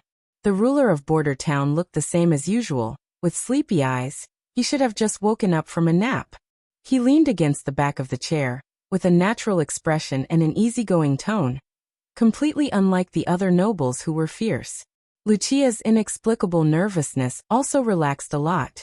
She took out the ore particles found in the North Slope mine from her leather bag, and placed them on the desk one by one. After going through her ability to decompose, these particles looked almost the same. The color was either silver or gray. Probably only the knowledgeable His Royal Highness would be able to distinguish what kind of ore they were. She saw the prince frowning for a long time, weighing each of them in his palm, then carefully looking at the sunlight behind him. Finally, he waved his hand and said, "Ahem, I will give these ores to Mr. Sichi to identify. You continue to go to the North Slope backyard to practice your ability. If you don't understand, you can ask Anna." Oh. Even His Royal Highness doesn't know? Lucia quickly bowed her head and said, "Yes." Just as she was about to leave the office, Roland stopped her again. "Oh right, your test results are good. You scored 68 points and ranked 9th. It's really not easy to have such a performance after learning with everyone for only a month. You have to keep it up. Also," he paused, "in the next test, I hope Belle can also participate with everyone." "Yes," Lucia replied excitedly. After watching the little girl happily bow and leave, Roland looked at the metal particles on the table and sighed. He was still too naive. He thought that by decomposing the rocks into elemental substances, he would be able to figure out what kind of mineral veins were hidden in the North Slope mine. However, the facts made him understand the huge gap between mechanical engineering and geology. These rocks would eventually be separated into 3 or 4 types of metals, and the ones with the most amount could be considered as ores of this type of metal, but their color and shape were almost the same. For example, iron, aluminum, magnesium, and potassium were all silver-white metals in their high-purity state. It was too difficult to distinguish them with the naked eye. Love Gobe Small say Netchu it was better to leave this problem to the chief alchemist. After all, using chemical reactions to verify the characteristics of the materials was much more reliable than making wild guesses. After dealing with this matter, Roland took out a piece of paper and began to plan how to deal with this year's months of the demons. Seeing that the summer was coming to an end, the 3 months of autumn were his last preparation time. In addition to resisting the invasion of the demonic beasts from the west, he also had to pay attention to Timothy and the church from the east. Compared to the previous year, when he was struggling to make ends meet, the population and income under his rule had increased significantly. The iron production was also gradually increasing, and there were more than a dozen witches. He was completely confident that he could turn the western region into an impassable iron wall. According to last year's combat experience, the biggest threat to the city wall was undoubtedly the hybrid demonic beasts. Especially when the enemy had a thick carapace that was difficult for bullets to penetrate, he could either use explosives or send witches out of the city to fight. Either way, the danger would be greatly increased. In addition, most of the enemies he faced were cavalry and infantry, so he had never seen the siege weapons of this era. If the other side could set up a torsion catapult, or a more advanced counterweight catapult, he was afraid that he would encounter a lot of trouble. After all, it was very inconvenient to load the cannon from the front and shoot downward. Every time he reloaded, he would need to raise the muzzle again, and the shells could easily roll out of the barrel. It was imperative to develop a more powerful artillery. Roland thought about it and listed the requirements he needed on the paper. First of all, it should have enough range and power to penetrate the carapace of the hybrid demonic beasts from a kilometer away. Second, it must be rear-loaded, able to freely adjust the angle of elevation, and also have the ability to fire quickly. Finally, in order to reduce the time of repeated research and development, the design should consider that one cannon could be used for multiple purposes. It could be used as a fixed battery to suppress the enemy, or it could be directly pulled to the ship and used as the main weapon of the future shallow water heavy gunboat. Therefore, it should be a heavy cannon with a large caliber and a long barrel. The first thing that came to Roland's mind was the 15 or 16-inch behemoth on the battleship, with a range of up to 10 kilometers, and a single shot could dig a few meters deep hole in the ground, but he quickly rejected this unrealistic idea. Although there was no problem with the processing, with the current level of materials in Border Town, at least 9 out of 10 cannons would explode. Even if the wall of the tube was thickened to more than 1 meter, it would still lose its practical value because it couldn't be moved. At present, he could only produce high-purity wrought iron and ordinary steel, so it was better to be conservative. In the end, Roland set the caliber at the sacred number of 152 millimeters. The cannon used a vertical wedge breech, similar to a sliding door. When it was lowered, the barrel was exposed, and the shell was loaded. When it was repositioned, it was locked, and the gunpowder gas erupted forward. Compared with the screw breech and the horizontal wedge breech, it had the fastest firing speed, and the principle was very simple. He had already memorized its mechanical structure. However, in order to achieve a fast firing speed, the cannon had to be equipped with a recoil mechanism. Simply put, it was like two pumps, one filled with oil, and the other with a recoil spring or gas. When the muzzle was recoiled, the two connecting rods were pulled, and at the same time, the oil and the recoil spring were compressed. The oil was used to cushion the recoil, and the recoil spring was used to store power.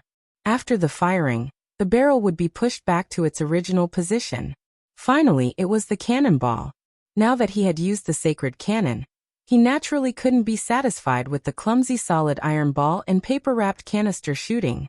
So, for the sake of security, Roland decided to develop two kinds of fixed shells at the same time. One was an enlarged version of the bullet, with a solid metal warhead, and the other was an explosive warhead with a trigger fuse, which was later known as the howitzer. After all, the latter had a certain technical difficulty.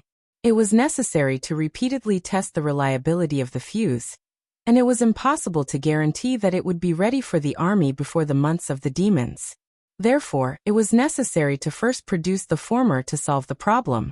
Even if it was a solid warhead, it would be easy to deal with the slow-moving thick-armored demonic beasts and the stationary siege equipment. Of course, no matter what kind of shell it was, it would consume a lot of smokeless gunpowder. Before the two acids could be mass-produced, the new cannon could only be used as a special weapon. It was impossible to achieve a hardy artillery coverage. At this moment, a guard pushed open the door and came in. "Your Highness, there is a secret letter from King's City." Roland put down the quill and opened the envelope. From beginning to end, the letter had no signature, and the handwriting was very unfamiliar, but the content of the first sentence showed that this letter was undoubtedly sent by Theo. Today, a team of about 1,000 people will leave King's City, heading in the direction of the Western Territory. To be continued. Your support is my greatest motivation.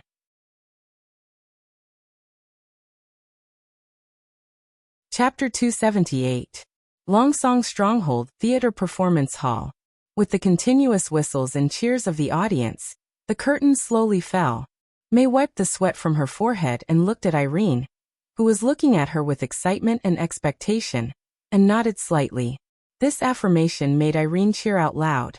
When the curtain fell, she couldn't help but rush forward and hug May.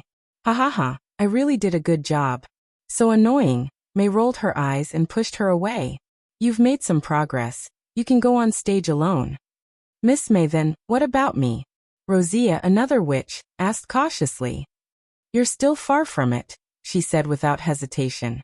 "Your expression is stiff, your movements are slow, your lines are not emotional. You made 2 mistakes in the second act, and 1 mistake in the 4th act.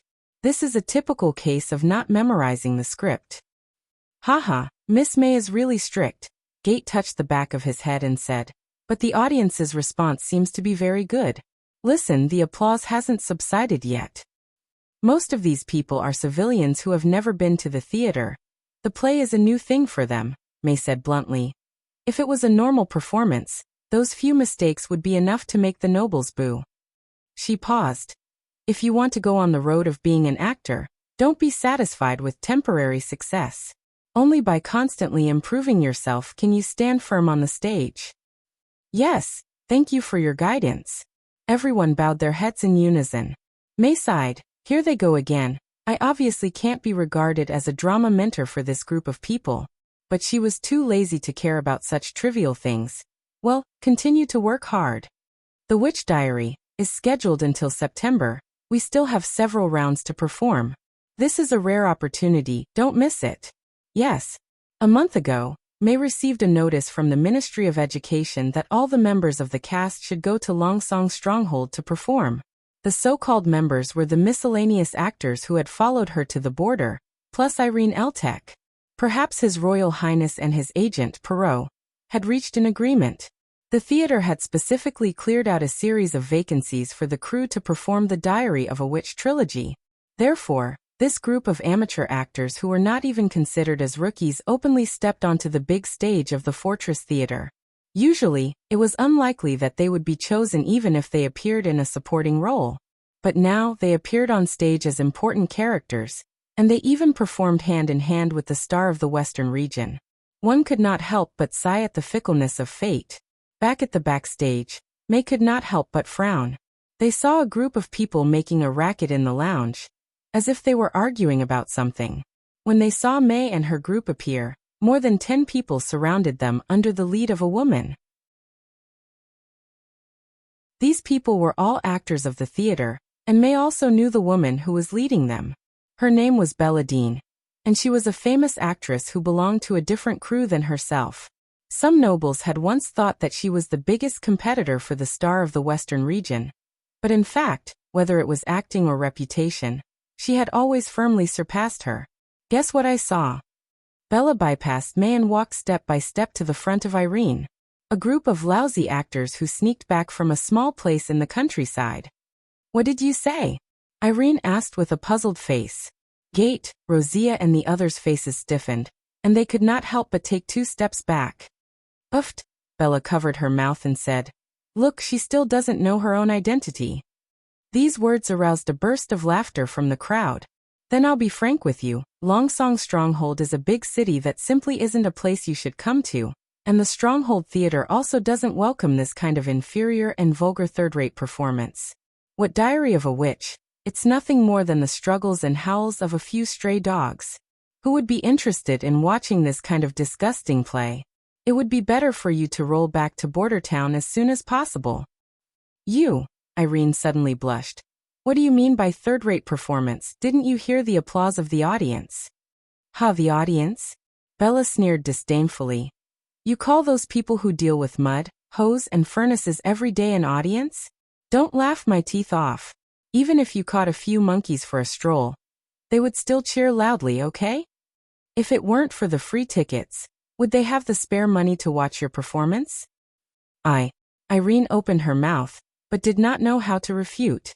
In order to arrange for your 3 performances every week, the theater's income has continuously dropped, and even we have been affected.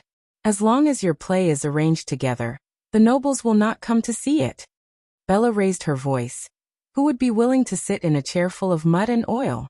If it were me, I would also not want to step into a messy theater after a group of country bumpkins have a carnival. The other side is obviously looking for trouble, May thought.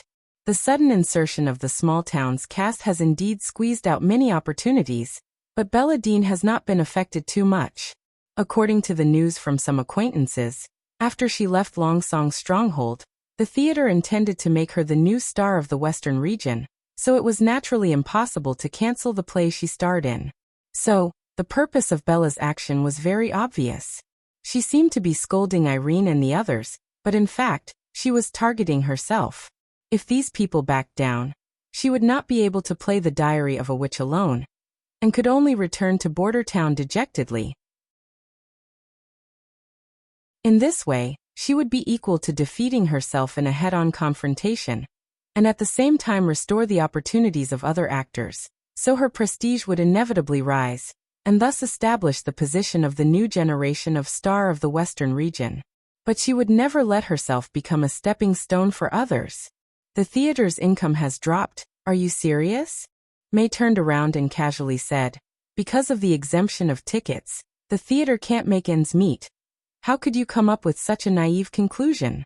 The theater operator has undoubtedly reached an agreement with His Highness the Prince and His Excellency Perrault, so the shortfall will naturally be covered by Border Town City Hall. This is a business contract, not a game. You really should use your brain instead of shouting here based on your imagination. What nonsense are you talking about? In addition, it's only you, a group of inferior actors with low acting skills, that's all. She smiled slightly. I have performed in King City's Ablon Theater, which is an open-air theater. On the day of the performance, it happened to be raining, but the nobles still filled all the seats. So, you say that because of the commoners, they are unwilling to come to watch the performance? No, they just don't like to specially come to watch a group of monkeys perform. The scene fell into a strange silence. Not only did no one stand up to accuse her, no one even tried to defend themselves. Finally, you said that The Witch Diary is inferior and vulgar, and that it is the struggle and wail of a stray dog. May raised the corner of her mouth, but her voice was extremely cold. I may have forgotten to tell you, but the script of this story was written by His Highness the Prince. Do you want to say that His Highness's idea is inferior and vulgar? Insulting the royal family and nobles is punishable by cutting off the tongue. Now, do you still intend to stick to your point of view? She looked at the crowd behind Bella. Or perhaps some of you want to try? Under her gaze, more than 10 actors stepped back one after another.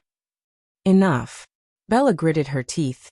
Since you went to Border Town, you shouldn't have come back. Do you think I don't know, May? The reason why you went to that broken place was not to see that idiot Irene, but for daybreak. Slap. Her voice stopped abruptly, and a bright red palm print appeared on her left cheek. Bella touched her face in disbelief. You dare to hit. Phew, I was too impulsive. May took a deep breath. In this way, I may encounter some trouble. Sure enough, the 2 actors behind Bella walked out. Miss May, what you did is a bit too much. Don't you know the importance of an actor's appearance? I think you should at least apologize to her. Apologize? Doesn't that prove that I did something wrong? May sneered at the bottom of her heart. Although she was impulsive, she didn't think that she needed to apologize at all. She looked at the 2 men with a gloomy face, and couldn't help but think of what Carter Lannis had said. Men may be strong, but they also have many weaknesses. If their eyes and throat are attacked, they will instantly lose their resistance, and of course, there is also the area between their legs. As long as you are agile and decisive, it is not impossible to knock down a man who is much stronger than you. Although she didn't know how she talked to him about this, she was ready to kick them. She just needed to wait for the 2 men to come a little closer. At this moment, the lounge door was violently pushed open, and an armored knight walked in, followed by several warriors with long spears. When they entered the room, they had already pointed their spears at the crowd. I heard that someone here is slandering His Highness Roland and plotting against His Highness crew.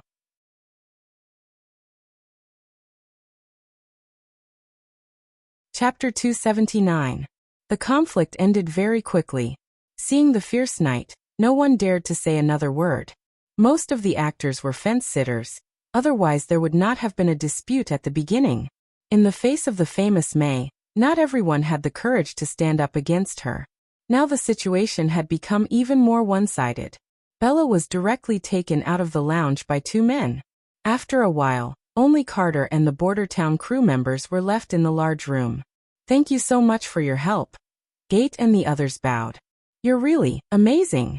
You forced her to speechless in 2 or 3 hits. Irene held May's hand and exclaimed. And that slap, it completely stunned her. Then she turned to the chief knight and saluted. Sir Carter, how come you are in Longsong's stronghold? I'm also very curious about that. May shrugged, but her heart was relieved. Because of His Highness's order. Carter spread out his hands. Can I buy you a drink? This is where you live?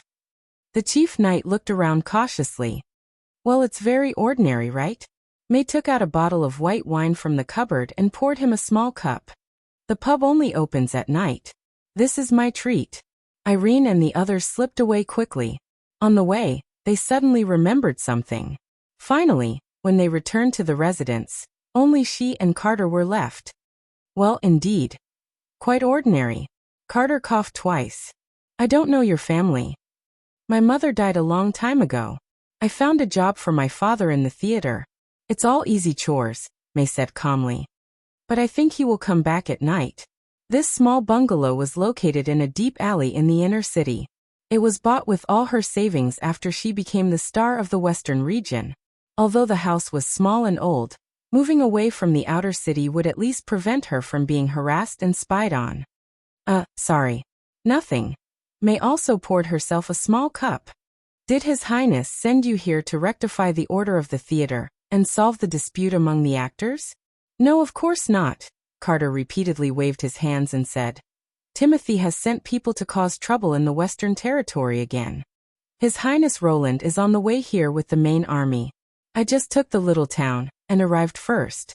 I arranged for the Second Army to strengthen the night watch, and while I was at it, let the Honeysuckle family be more vigilant, in order to prevent any sneak attacks on the city gate and so on. You shouldn't have told me these things. May was startled and then shook her head. You asked, and it's not a secret operation. Carter gulped down the wine. Don't worry, I know what I'm doing. All right, she said, pursing her lips. So how did you get into the theater?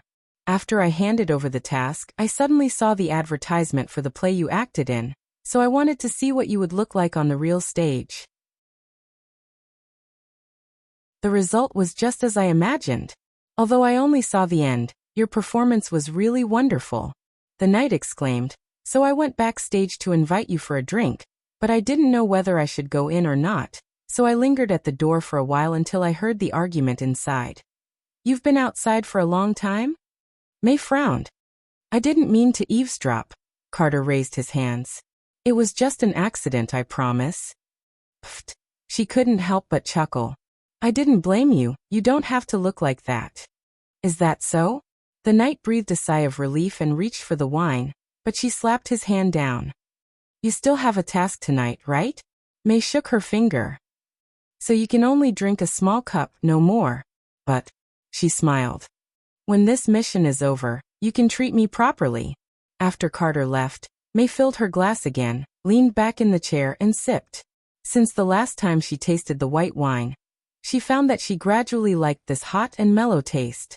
As for Carter's previous invitation, she already had a vague answer in her heart. Some things could only be known after trying, just like the white wine in her hand. Although it was hard to swallow at first, the mellow taste was not something that sweet and sour fruit wine or bland ale could compare to. Why don't I bring my father back to town and settle down after this play is over? 2 days later, Roland arrived at Longsong's stronghold. Perot Hull and the members of the 5 families went out of the city to welcome His Royal Highness troops. After the first army was stationed in Longsong's stronghold, Roland went straight to the castle and held a brief meeting. I've received reliable news that Timothy has sent an army to Longsong's stronghold. He sat in the main seat of the hall, looking down at the nobles below. I don't know their number and route, but there's no doubt that they're coming for me. According to Timothy's usual style, they're bound to expand their troops by kidnapping civilians, and then use drugs to force these people to attack. Excuse me, Your Highness, Viscount Eric of the Wolf family was puzzled. The drug you're talking about is? It's an evil red pill that can make civilians more powerful than a knight, but after the effect is over, the people who take it can only struggle helplessly to death. Except for Perot, the other 4 families didn't know about the church's secret drug, so Roland simply explained its characteristics and origin. Timothy intends to use this method to continuously weaken the resistance of the Western region. Any population he doesn't need will be the target of kidnapping, and your territories are also included in this list. As the guardian of the Western region, I ask you to move all your family members and territory civilians into the city, so as not to expand Timothy's troops. But the food and stored goods in our warehouse. Move as much as you can, Roland resolutely interrupted. I'll only give you 3 days. The surrounding civilians must gather in Longsong stronghold. After I've repelled Timothy's troops, I'll naturally let you go. After the meeting, the prince summoned Iron Axe into the castle. In fact, he didn't reveal the true situation to the nobles. Under the carpet investigation of Lightning and Maggie, the team from King's City had already been exposed. Unlike the previous group of invaders, they were riding a single-masted sailboat and were heading west along the main Redwater River, passing through Willowtown to enter the hinterland of the western region. This was a very tricky route. When the enemy crossed the fork, they could either turn back along the tributary to attack the south and east gates of Longsong stronghold, or continue westward to border town. In order to avoid splitting his troops to defend, he had to take the initiative to concentrate his superior forces and defeat the enemy at one point.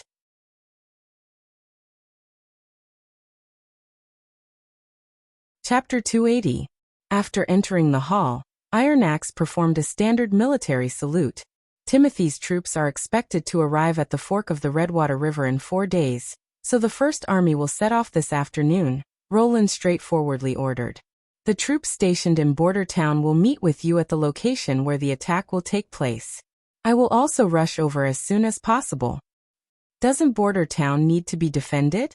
All the enemy's movements are under the surveillance of Lightning and Maggie, so there is no need to divide the troops to defend.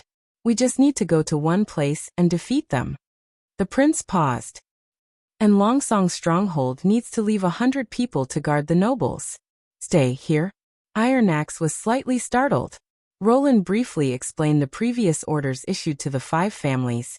The reason why I gathered them is to make it convenient for them to guard. After knowing that Timothy is attacking the western region, I can't guarantee that someone will have any ideas. The Second Army's weapons are old and they lack combat experience, so they may not be able to react in time. But with the addition of 10 teams of First Army soldiers, we can ensure that they won't be able to stir up any trouble. I don't want any trouble to happen while we are fighting at the fork of the Redwater River. Yes, Your Highness, he replied. Are you going to? After Iron Axe left, Nightingale appeared from behind the main seat. Of course, Roland said. If I don't go, who else can use Lotus's ability? I may not be good at commanding, but blocking the road with a bunker and slapping the face with a tank, those are my unique skills. I know about the bunker, but what is a tank? Nightingale looked confused. Well, it's a carriage that drags the artillery. The prince coughed twice. But we don't have enough horses, so the artillery needs to be transported by Little Town, so it can't be called a tank. Is that why you chose Honey? She blinked. As far as I know, she can tame tigers and leopards to be as docile as horses. But can a cannon pulled by a beast also be called a tank?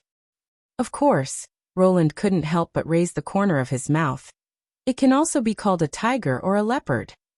Just then, Carter came in with a white-tailed kite in his arms. Your Highness, there is news from Border Town. Roland clapped his hands, and the white-tailed kite spread its wings as if it had a mind of its own, broke free from the knight's arms, and soared into the sky.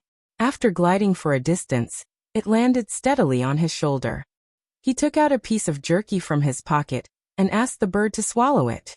The bird even raised one of its claws so that he could untie the cloth. This eagle was not Maggie, but one of the air messengers trained by Honey. They could remember 5 to 6 different people and hundreds of flight routes. As long as they were brought to an unfamiliar place, they would be able to establish a connection with the homing nest. This time, Roland brought a total of 4 messengers to the fortress. They could travel back and forth within 2 hours and fly for an entire day without stopping. In a situation where there was no radio, this was the fastest way to communicate. Roland spread out the letter wrapped in a cloth and quickly skimmed through it. The sender was Vendi. According to his request, she had taken Lotus, Sylvie, Leaf, Hummingbird, and Nana to the fork of the Redwater River. Along with the ship were some members of the artillery team and 8 cannons. This was also the maximum number of cannons that could be accommodated on the deck of Little Town. The prince estimated that when Vendi pushed the sail forward at full speed, it would take a day for the cement ship to reach its destination. Although Sylvie acted as a navigator and the ship could travel at night, Vendi's magic power was far less abundant than Anna's, so it was impossible for her to continuously use her ability. So if they rested at night and transported during the day, they could only make 2 round trips in 4 days. At most, they could transport 16 field cannons to the fork of the river. Although the number of cannons was less than in the last battle, considering the surprise attack, and the fact that the other side could not quickly launch a counterattack, the artillery was barely enough. Roland took the pen and paper handed over by Nightingale, and wrote down new instructions. He ordered the garrison troops to carry weapons and ammunition, and immediately set off, converging with Iron Axe's main force at the fork of the river.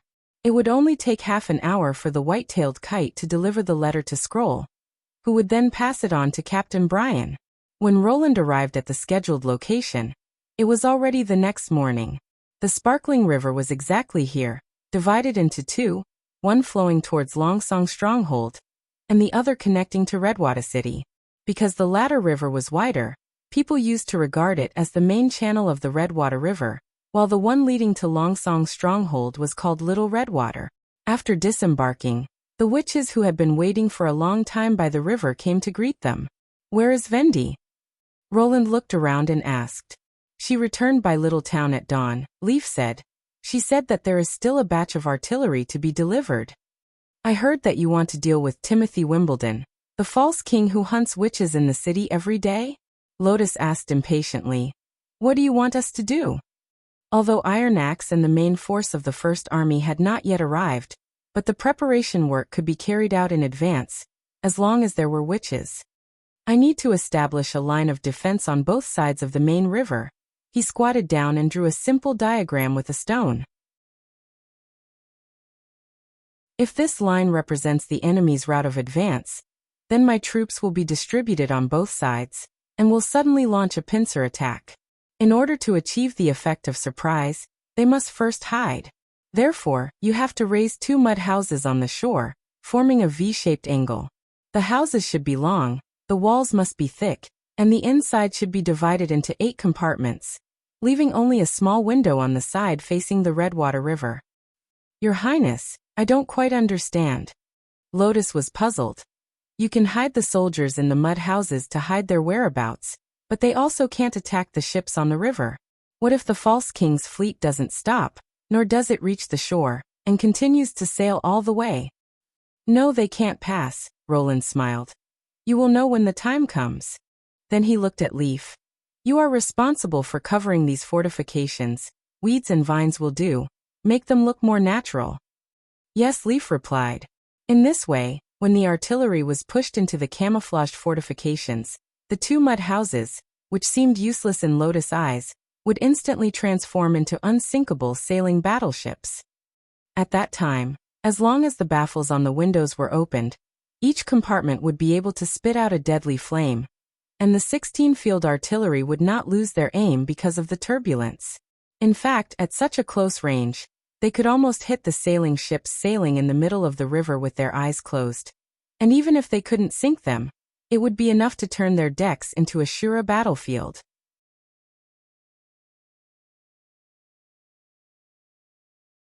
Chapter 281. The enemy fleet approached the fork of the Redwater River half a day later than expected, and it wasn't until the afternoon of the 4th day that the 10 sailboats slowly appeared at the edge of their field of vision. Van who had received the news, passed through the 6 compartments in turn, gave the gunner group in charge of him the order to prepare, and then returned to his own gun position. "Where are the enemies?" Rodney opened a slit in the window baffle and looked outside. "They are at least a few hundred meters away from us," Cat's Claw, who was responsible for observing the signal flags, muttered while leaning against the skylight.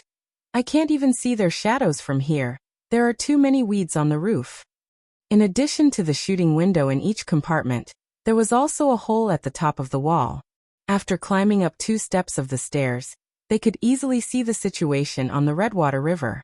"Speaking of weeds, the ability of the green-haired witch is simply incredible," Jop said while wiping some rusty shells.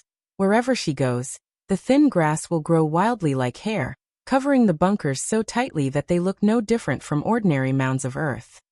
"What green-haired witch?" Vanner scolded. "That's Miss Leaf. The first time we fought against the Duke's Knight Regiment, she helped us bury vines in the woods on both sides, making it impossible for the knight to take a detour. Otherwise, that group of tin cans would have to go through the woods to get behind us, and that would be enough to make us suffer. If you want to compare magical abilities, which is more ordinary?" Rodney shrugged. "In one night she can build a bunker, cover the ground with vines and weeds, fly freely in the sky, and even transform into a giant pigeon. All of these things are not achievable by mortals. The most magical one is Miss Nana," Cat's Claw said in a tone full of longing and expectation. "I don't know if I will be honorably wounded this time.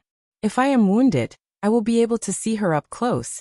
Maybe I will even be able to hear her comfort." "Pay attention to the enemy's situation." Vanner frowned and shouted. "If you dare to talk nonsense again, I will punish you to go back and clean the toilet." Cat's Claw stuck out his tongue and stretched his body out again. The artillery captain sighed in his heart. These guys had lost their nervousness, and were no longer trembling like they were a few months ago when they first arrived on the battlefield. He couldn't tell whether this change was good or bad. He always felt that he had underestimated his opponents too much, but he also couldn't severely reprimand his men, because he was also not much better. Since becoming a soldier of His Highness, Vanner's understanding of fighting had undergone earth-shaking changes. Bloody and cruel fighting seemed to have nothing to do with strength, skill, or courage. They only needed to repeat the steps that they had memorized during training, prepare according to the rules, meet the enemy according to the rules, and open fire according to the rules to win. This was especially true when the town fought against the new king's militia.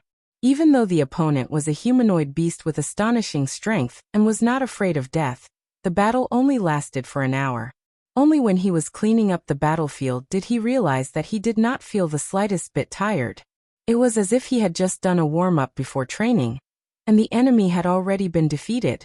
If this continued, would there be a day when they couldn't even see the enemy's face? Would they be able to annihilate the enemy thousands of miles away just by operating these metal machines? Just as Vanner's imagination was running wild, the cat's paw's warning sound pulled him back to reality. I can see the enemy. Load the ammunition. Vanner shook his head, threw the distracting thoughts to the back of his mind, and ordered in a deep voice. The people in the compartment suddenly became busy. They had practiced this step so many times that now they could put the ammunition and shells into the gun chamber even with their eyes closed. In the case that they didn't need to think about resetting and adjusting the angle of fire, the gun group could fire once every 20 breaths. Vanner had already memorized the battle plan arranged by His Highness Roland and Sir Iron Axe. It was similar to the defensive battle in Border Town. Only when the observer saw Miss Lightning's red flag could he push down the camouflage baffle in front of the gun window and open fire. The first and second gun groups, which were closest to the river bank, swept the deck with shotguns, while the rest of the gun groups bombarded the cabins with solid shells. He quietly waited for the arrival of the red signal flag. Now, even without the telescope, Lotus could see that the fleet of the fake king was approaching the ambush point little by little. Compared with the three-masted or four-masted sailboats sailing on the sea, these boats were obviously much slimmer. They didn't have high sides and fences, and their low hulls at first glance looked like they were sticking to the river. In addition to the bulging sails, there was also a row of sailors sitting on both sides of the deck, slowly pushing the oars in their hands. Until now, His Highness still hadn't issued any orders. She couldn't help but feel a little anxious. The observation point was set up at the top of a relatively high hillside. Although it could overlook the whole battlefield, it was also far away from the river. Now that Lightning and Maggie weren't with His Highness, considering the time it would take for the messenger to transmit the order to the various squads, she was afraid that it would be too late to stop the fleet from passing through the fork of the Redwater River.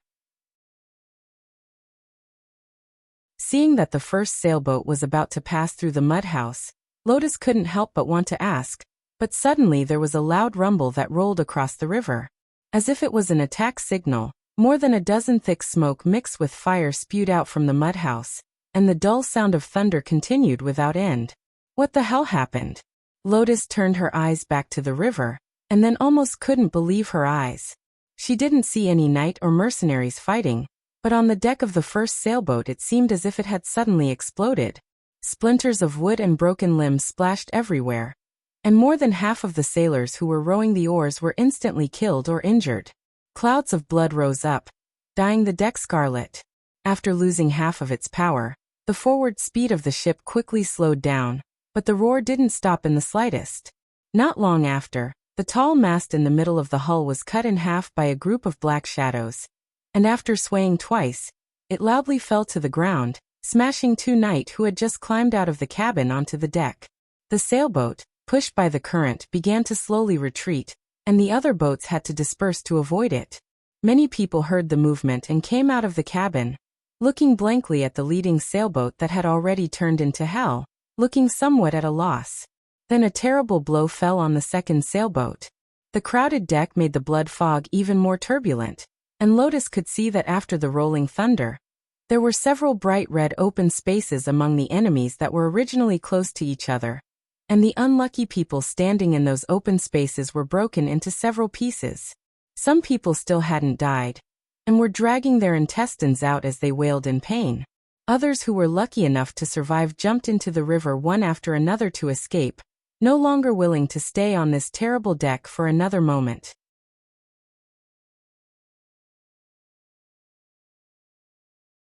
Chapter 282. Compared to Lotus, who was watching from afar, Sylvie could see more clearly. Through the walls of the mud hut, she could see the soldiers working in an orderly manner. Each person was doing a single repetitive action, but when 7 or 8 people were linked together, it became a complex whole. The paper bags and iron balls piled up in the back of the compartment were continuously sent into the thick iron pipe, and then erupted with the power of thunder. Upon closer inspection, Sylvie noticed that the soldiers first ignited a rope at the end of the iron pipe. The jumping sparks penetrated the inside of the iron pipe, igniting the first paper bag. The next moment of light made her unable to help but squint her eyes. The sparks quickly expanded into an orange-red fireball, filling every pore in the pipe. The expanding flame had nowhere to go, so it wrapped around the iron ball and rushed outwards, as if a giant hand was forcefully throwing it out. In the blink of an eye, the iron ball turned into a black shadow and went straight towards the sailboat in the river. Its strength was so great that it directly drilled a fist-sized hole in the wooden planks of the ship. Although its speed slowed down a lot after penetrating the planks, its power was still not to be underestimated. An enemy who was trying to climb out of the cabin was hit in the waist and immediately split in two. This was the first time that Sylvie had seen such a scene. There was no need for a sharp blade or sword. Just a small round ball could split a person in two. Because her line of sight was too close, she even felt that the blood and internal organs of the dead had splashed onto her body. Then several people were hit by the iron ball, either having their limbs cut off or their heads smashed. For a time, the cabin was filled with flowing blood and red and white internal organs. The witch suddenly felt her stomach churn, and a stream of acid rushed straight to her throat. Ugh! The scene in the cabin suddenly disappeared, and her chaotic thoughts were no longer able to maintain the use of her ability. Sylvie was forced to cut off the connection with the Eye of Truth, bowed her head and vomited. "What's wrong?" Lotus, who was startled, immediately came forward to support her. "Are you okay?" His Royal Highness also noticed her discomfort and handed her a handkerchief. "If you think it's bloody, then don't look at it. At least don't use your ability to look at it from a close distance. Take a rest first." "Thank you." Sylvie took the handkerchief and wiped her mouth. "I'm fine." This was probably the incredible invention that Maggie and Lightning had talked about. But at that time, no one really paid much attention to it. After all, it was difficult to imagine such a shocking weapon in one's mind without seeing it with one's own eyes. She looked back at the battlefield and saw that Timothy's fleet had begun to approach the shore. Apparently, they had also noticed that this storm-like attack came from behind the low houses on the shore that were disguised as earth slopes. However, they didn't know that Prince Roland had set up far more fortifications than just this one. Rather far away from the V-shaped defensive line was a bunker covered in weeds and vines. The distance between the two was exactly the same as the length of the fleet. Unless they didn't hesitate to turn the ship around and retreat, they would only fall into a pincer attack if they landed at any point. The soldiers in the bunker also held a long, round iron pole. What they shot out was no longer a round iron ball, but a sharp tailless arrow. They didn't look as unstoppable as the iron ball, but their target had changed to the naked flesh and blood. Sylvie guessed that the enemy probably wanted to wait until they got ashore to regroup before launching a counterattack. But the soldiers in the bunker didn't give them this opportunity. Just like before, they didn't even need to show their heads. They just needed to aim their weapons at the target and pull the trigger easily. Then the arrows would rain down on the enemy. In the face of this kind of rapid firing and needless weapon, the enemy didn't last long before they all collapsed. Those who got off the ship wanted to get back on board, while those who stood on the side of the ship waiting to get off the ship fled in all directions. The hull swayed dramatically, and the gangplank overturned into the water. Many people who fell into the water were killed while climbing the ship's side. The scene was chaotic. "It's time." Until then, the prince put down the telescope and ordered Iron Axe. Take the reserve team to clean up the battlefield. If their leader knight is lucky enough to survive, try to catch him alive. I want to ask them some questions." "Yes," the latter saluted. Then he looked at Sylvie. "You go with Iron Axe, don't let anyone slip away." Sylvie nodded and followed the commander of the First Army out of the observation post. She suddenly understood why His Highness Roland dared to openly shelter the witches in this corner of the continent. With such a powerful force, even if the Church dispatched the God's Punishment Army, they might not be able to defeat him easily. If Lady Tilly could also have such a weapon, the witches might really be able to return home one day. Looking at the paralyzed sailboat on the riverbank, Roland was slightly relieved. When they planned to land and counterattack, they were basically doomed to lose. It was a very slow process to turn the bow of the ship with the poles and oarsmen. This was probably the reason why the enemy didn't choose to turn around and retreat under the artillery attack. Rather than being beaten in vain, it was better to quickly dock and organize a team to counterattack. It was very difficult to sink a wooden sailboat with the solid iron ball of a 12-pound field artillery. Even if the hull was riddled with holes, it wouldn't affect it to continue to float on the water.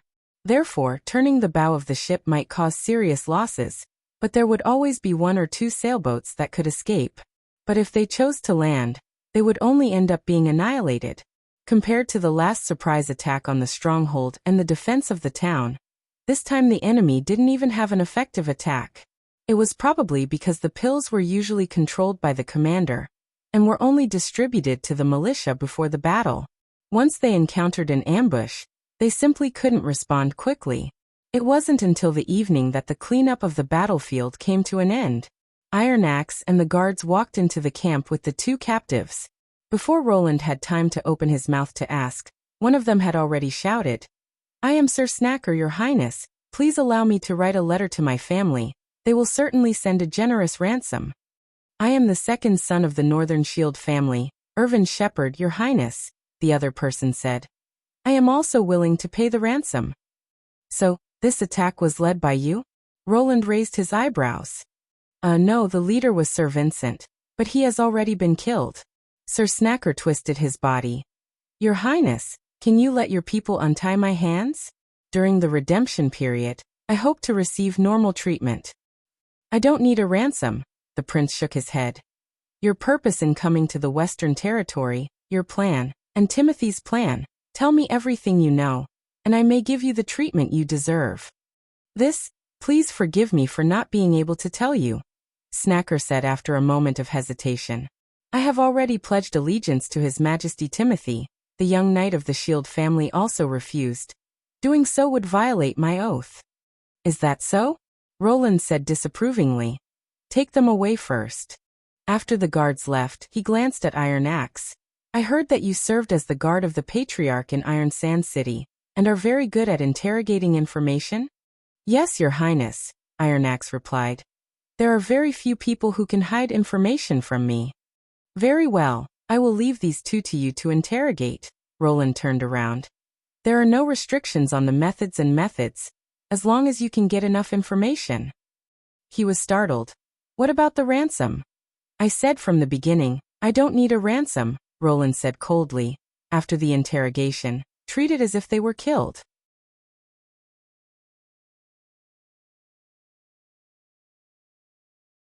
Chapter 283. On the second day after returning to Border Town Castle, Iron Axe brought back all the information he had obtained from the interrogation. "These people are just Timothy's advance troops?" Roland asked with a frown. "Indeed, Your Highness," Iron Axe nodded. "As you have guessed before, sending one militia after another to attack the Western Territory is Timothy Wimbledon's strategy. In addition to the Western Territory, he also used the same method to deal with Garcia Wimbledon in the port of Clearwater." "Are they all civilians?" "Not all of them. There are criminals, rats, and most of them are refugees from all over the world," he replied. According to the enemy knight, after Timothy forcibly recruited these people, he first used some verbal promises to stabilize them, and then they took the first batch of pills. In this way, they had no choice but to be controlled by Timothy, wanting more pills to relieve their pain and desire. But they didn't know that once they swallowed the pills, there was no possibility of treatment. Roland sighed deeply. Taking more pills would only delay their death. Yes, Your Highness. Timothy didn't tell the militia about the side effects of the pills. They thought that after fighting for the new king, they would be able to get the status and rewards he promised. What is the purpose of this team? Roland asked. Border town. Iron Axe quickly replied. Because Sir Vincent, who had already died, thought that the town had no walls, it would be easier to achieve the goal of a war of attrition. He estimated that 1,000 militia who took the pills could be exchanged for about 3,000 casualties, which would be a heavy blow to Border town. But what? Snacker also confessed that Timothy gave them another task, which was to divide the militia into several batches to attack the town, ensuring their own safety while observing your response and combat effectiveness. I think he should have noticed the problem of the knight who didn't return during the last attack. This time no one returned, the prince shrugged. Since they are the advanced troops for attrition, do these two know Timothy's follow-up attack plan? They don't know much, but the scale will be much larger than the previous two attacks. Roland's heart was suddenly filled with hatred. These were all living laborers, yet they were being used as cannon fodder in waves? Even if he defeated the enemy unscathed, it would still be a Pyrrhic victory.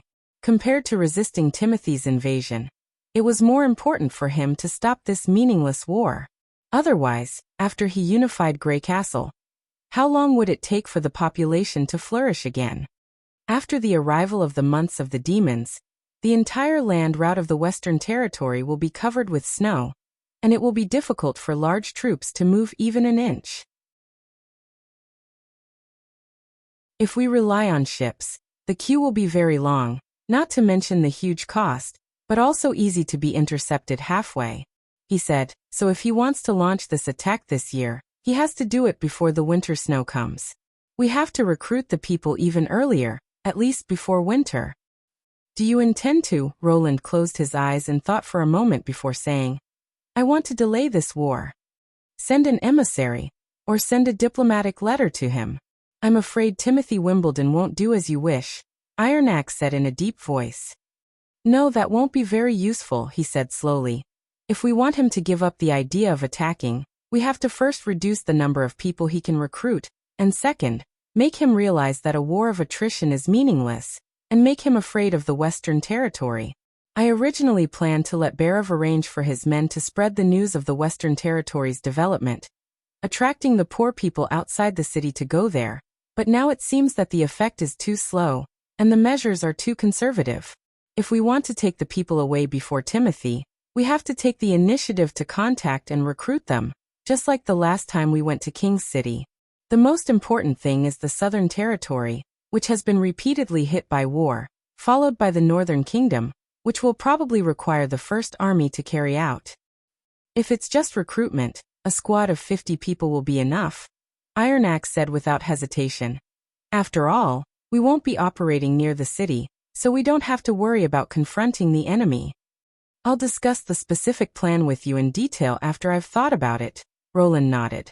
There must be a main force guarding Border Town, and the squad sent out must also return to Border Town before the months of the demons. In addition, there was the Golden Dragon and the food problem. A more active recruitment policy would naturally bring back more people, but the costs would also increase exponentially. The previous plan had a higher cost-performance ratio, but now it had a strong purpose, so how to implement it, they had to carefully consider. But the second point you mentioned, what should we do? First of all, release the news that the captured civilians will be sent back to King's City, so that Timothy can roughly know the process of the battle, and he won't try such a futile thing again and again. But our artillery fighting method will also be exposed, Iron Axe said worriedly. It won't be exposed much, Roland gently tapped the table. Except for long-range attacks and amazing power, he won't know the principle, let alone know how to make it. As long as the level of production remained in this era, even if he knew, he wouldn't be able to fight back. This was the overwhelming advantage of hot weapons over cold weapons, and it wouldn't be reversed by willpower, tactics, or numbers. And these people will also send him a warning letter. A warning letter? That's right, I will give an advance notice of the day of attack in the letter, and then on that day, we will raid King's City, the prince said word by word. Ironax couldn't help but open his mouth wide, and after a while he came back to his senses and solemnly saluted. As long as it is your order, I will definitely complete it with my life. Relax, I don't want you to die, Roland smiled. This plan doesn't need the First Army to participate, it will be carried out by the witches. How can I make Timothy fear the Western region? He estimated that there was nothing more shocking than a direct attack on the palace. As long as Timothy realized that he was not safe, he was afraid that any plans to send troops would be somewhat restrained. Roland's plan came from the airdrop leaflets of later generations, and in addition to dropping leaflets, he also planned to send Timothy 2 aerial bombs. The so-called raid was a strike from the sky, and the possibility of directly killing the new king was very small, but as long as it could play a deterrent role, it would be considered a success. In this way, it would be difficult to determine whether the other side would insist on launching a large-scale attack. Roland clearly realized that the pattern of this battle for the throne had changed. He was no longer as weak as he was when he first arrived, and he didn't need to disguise himself anymore. Now it was time to reveal the cards in his hand, step by step standing on the political stage of Greycastle, and let the people of the kingdom notice his existence. This had nothing to do with the desire to show off, but rather a kind of propaganda for his own territory and power. It was useless to obtain a kingdom full of corpses and ruins.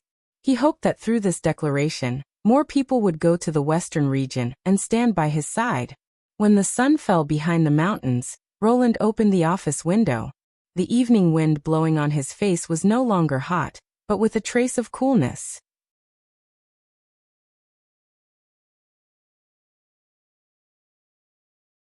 Chapter 284. On the third day of autumn, the Marjorie Chamber of Commerce arrived at the pier of Border Town as scheduled. This time, the caravan returned to its former size. 10 sailboats lined up in a straight line and steadily docked at the side of the pier. Your Royal Highness, we meet again, Gammon, the merchant from Crescent Moon Bay, bowed and said. I heard from Lady Marjorie that the first steamship has been modified. Indeed, Roland laughed. But in order to ensure the quality of the goods, it still needs to undergo a trial voyage for 3 or 4 days in order to test the reliability of the power system. It's really something to look forward to, Marlin clapped his hands. The fleet also needs a few days to unload the cargo, so we can wait here. May I ask your Royal Highness, during the trial voyage, can I board the steamship for a tour? Of course, after all, it is a brand new ship, completely different from the previous sailboats. I still have to show you how to operate it. But according to the plan, this is all tomorrow's content. Roland made a gesture to follow me. The most important thing now is to relax your tired body. You haven't eaten lunch yet, right?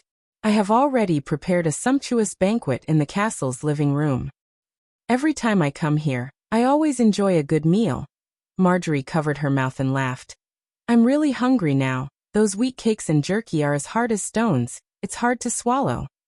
In this era, there was no reliable preservation technology, so most of the dry food was really dry and hard, which made Roland think of canned food. After the development of light industry, the production of a variety of delicious and convenient canned food would definitely be the best choice for long-distance travel and sailing merchants. When the banquet was over, Hogg patted his belly with a satisfied face. This bowl of mushroom soup almost made me swallow my tongue. It was as if I tasted seafood, stewed chicken, and pork bones at the same time. Your court chef is really superb. I prefer the dessert after the meal. It's called ice cream, right? Marjorie said. I guess it should be made from milk and honey, and then frozen into ice crystals with saltpeter. We also need to add some butter and egg white, otherwise, it wouldn't be so soft, Roland added. I wonder how much saltpeter we have this time. There is still only one ship. The female merchant shook her head.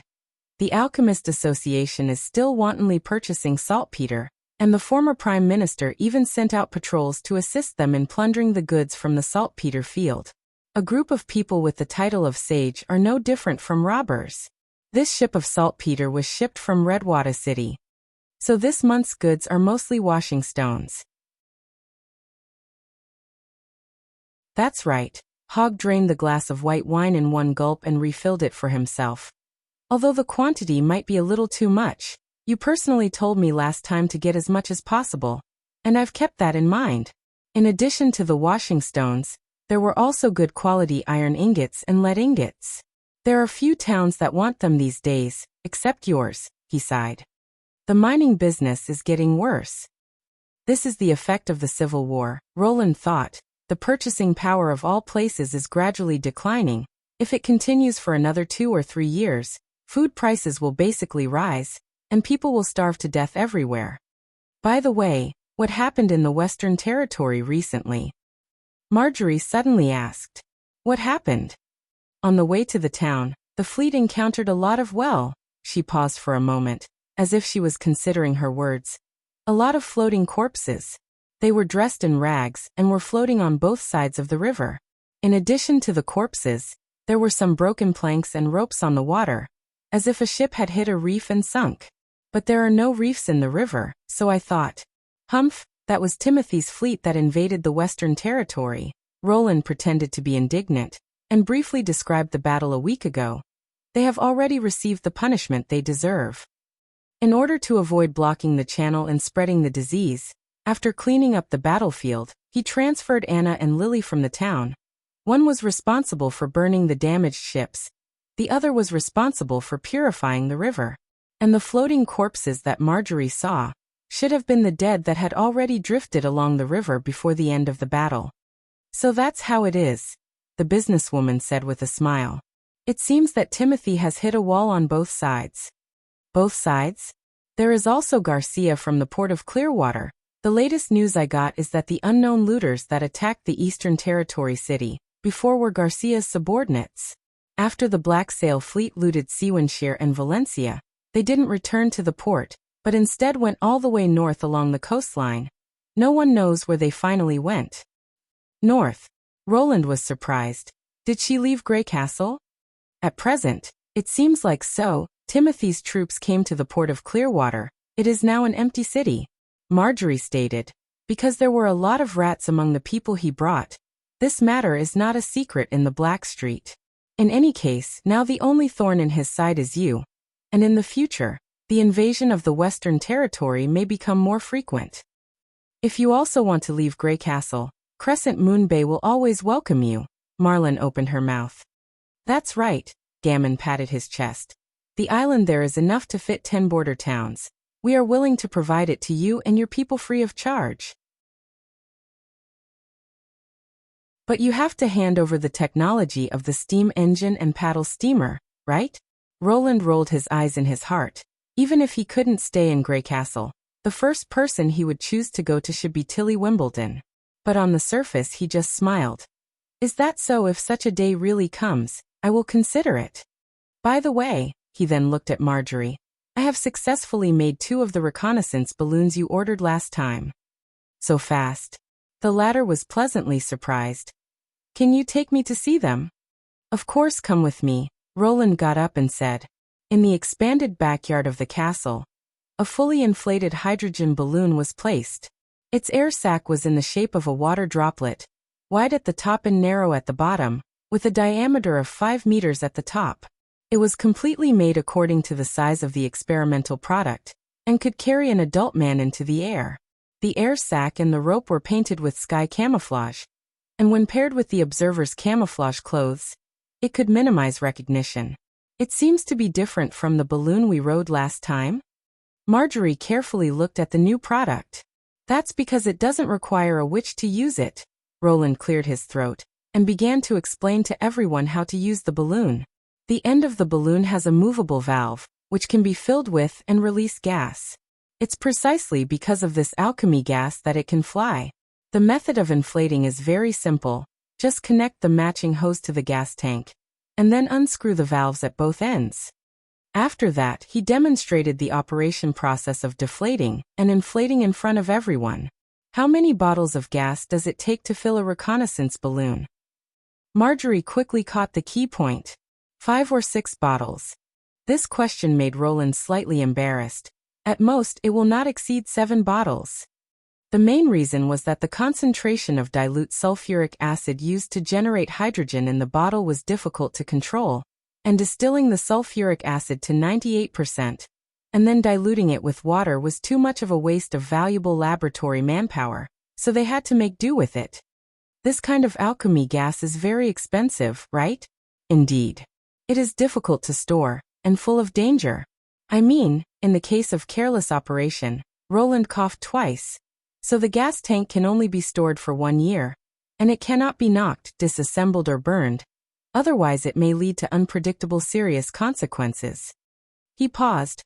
Although the price is a little expensive, but rest assured, when you first buy the reconnaissance balloon, the first batch of gas tanks will be provided by Border Town for free, and you can also get an extra sky camouflage reconnaissance suit.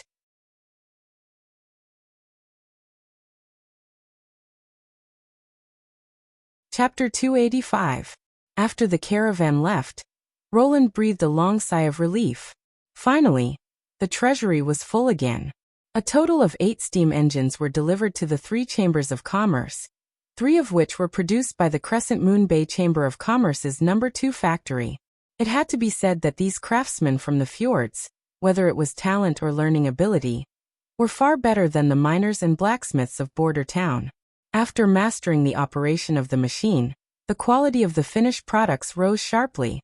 Maybe in another 2 months, the production capacity of the No. 2 factory could catch up with that of the No. 1 factory. Fortunately, according to the signed contract, the revenue from the sale of these machines belonged to Roland. In addition, he also received a purchase order for a new hydrogen balloon from the Crescent Moon Bay caravan. Marlene was very interested in this kind of thing that could greatly expand one's field of vision. In addition to a single reconnaissance balloon, he also specially ordered a giant balloon that could carry 3 or 4 people, intending to use it to explore the new islands in the fjords. In addition to the delivery of the first paddle steamer, the 3 of them brought Border Town nearly 7,000 golden dragons. After deducting the cost of purchasing metal ingots, washing stones, food and other commodities, the remaining 6,000 golden dragons were enough to support his population expansion plan. Roland called Barov and Iron Axe into his office. Now that we have extra money, it's time to go out and recruit more people. He looked at the 2 capable men. This operation will be carried out by the cooperation of City Hall and the First Army. You can decide the specific personnel. I will only explain the general content of the task. Please say it. The director nodded. The recruitment will be divided into 2 directions, the north and the south. Roland pulled out a map from the table and spread it in front of the 2 men, especially the line from Eagle City to the port of Clearwater. I suspect that Timothy has already regarded these people as part of Garcia's forces. They are useless people who can be used at will, so you have to be the first to win them over. The team sent by City Hall is responsible for recruiting nobles, craftsmen and other literate people, while the First Army's main task is to recruit civilians. Unlike the previous propaganda, this time we should be more proactive. Do you understand what I mean? Iron Axe hesitated. You mean by force? Ahem, there's no need to go that far. Roland coughed twice. The Sand Nation's style was indeed simple and crude.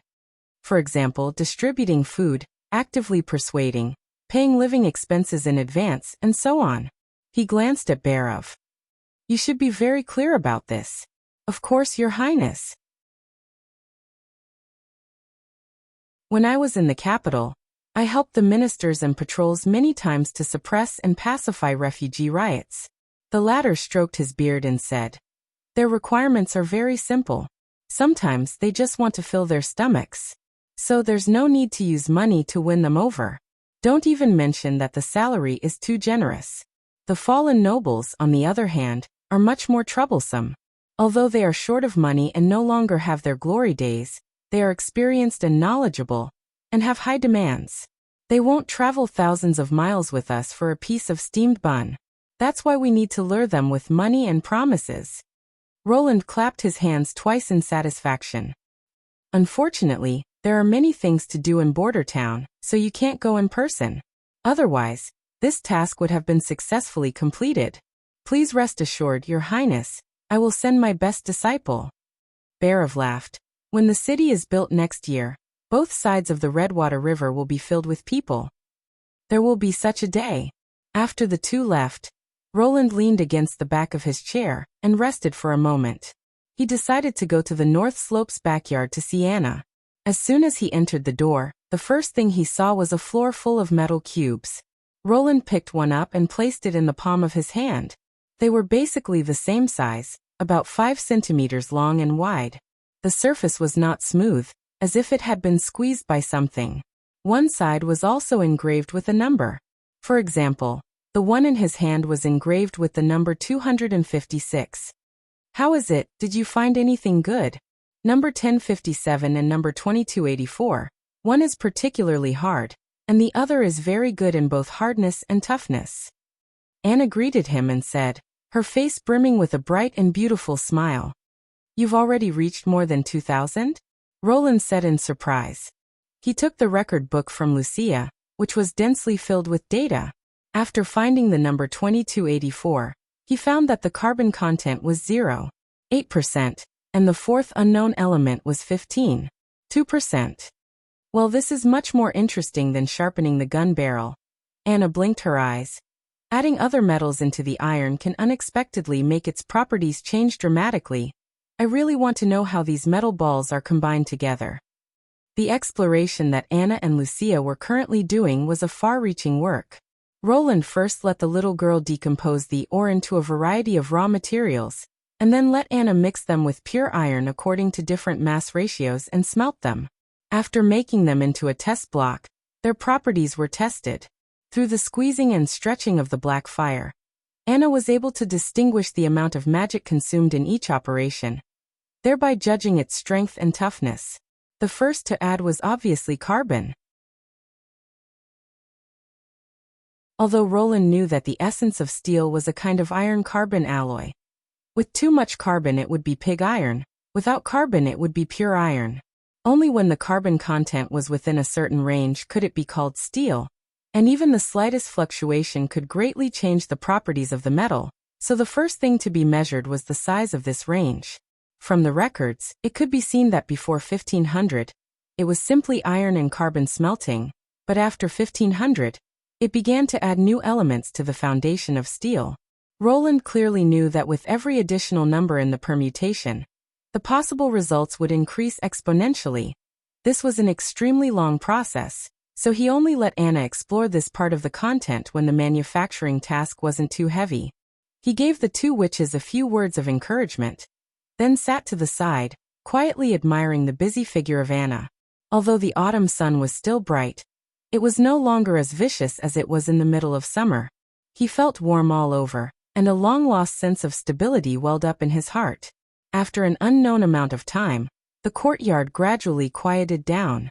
He suddenly felt a soft hand placed in front of his forehead, and when he opened his half-closed eyes, Wuxia had already disappeared, and Anna was sitting in front of him. You have something to say to me. Your eyes told me, she said, tilting her head, the ends of her hair hanging down naturally, like strands of translucent golden silk. Roland hesitated for a moment, and finally shook his head helplessly. I'm just a little confused, that's all. He roughly explained the population expansion plan to the other side. Compared to the initial free choice, now in order to seize the time, we have already used some half-tempting, half-coercive means. Although this is to prevent them from being forcibly recruited by Timothy, and finally dying from the erosion of the pills, when I think about it seriously, what I'm doing isn't too far from what he's doing. The only difference is the purpose. The purpose still doesn't explain everything? She asked softly. But, I know what you want to say, Anna covered the prince's mouth. You're worried that they won't appreciate your kindness, and at the same time you can't guarantee that your purpose will always be correct in the future.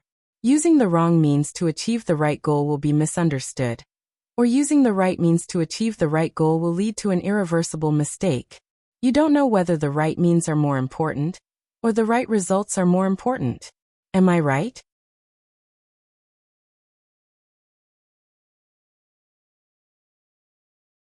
Chapter 286. The environment of Sleeping Island was getting better day by day. As long as Tilly flew up, she could see the crowds and the lively market. Now, it was no longer a place where the original 300 witches lived in seclusion. Through negotiations, Crescent Moon Bay, Twin Dragon Island, Sunset Harbor and Shallow Water Town among the Fjords Islands had established commercial relations with Sleeping Island. She also introduced a group of ordinary residents from some crowded villages and small islands. Although they were currently concentrated on the periphery of the island, far away from the witches, Tilly believed that one day, Sleeping Island would become an integrated city. The integration was a slow but hopeful process. Whether the awakened witches from other islands joined Sleeping Island or stayed in their birthplace and were accepted by the local people, it was good news for Sleeping Island. This meant that Tilly and the migrated witches would gain more supporters. "Come down, the wind is picking up," Ashes shouted from below. "Be careful not to fall." "I'm fine." She waved her hand, and suddenly her body sank down. She fell for a distance before she could stabilize her body. "Well, it's still a little hard to control." "You know it's hard to control, but you still fly so high." Ashes stamped her feet. "You can practice at a lower place, or go to the sea. If you don't come down, I'll climb up to the roof to catch you." Okay, I got it." Tilly felt the wind was indeed getting stronger, so she didn't try to be brave anymore. She withdrew the magic power she released and slowly landed in the garden of her residence. "Next time when you do this kind of thing, call Molly first," Ashes said with her eyes wide open. "At least her magic servant can catch you. As long as I keep supplying magic power, it's impossible to fall. At most, I can't control the direction." She took off the blue magic stone gloves in her hand and handed them to Ashes. "You can also try it. The feeling of flying is amazing. Looking down at Sleeping Island from the sky, it feels like the whole world has become a new one." "I don't think so," Ashes waved her hand. "I couldn't even activate the lightning magic stone at the beginning, let alone this kind of stone that needs to be continuously injected with magic power. And there's only one of it. Even if I master the control skills, I can't fly with you." "That's true." Tilly took back the gloves with a little regret. "I often think it would be great if I could understand the principle and make my own magic stone." "Do you think it's man-made?" "Of course," she nodded without hesitation. "From the polished appearance and use, these stones are unlikely to be natural. The people who built the ruins must have a deeper understanding of magic power. Unfortunately, apart from a bunch of incomprehensible documents, they didn't leave any more clues." At this moment, a huge white figure fell from the sky.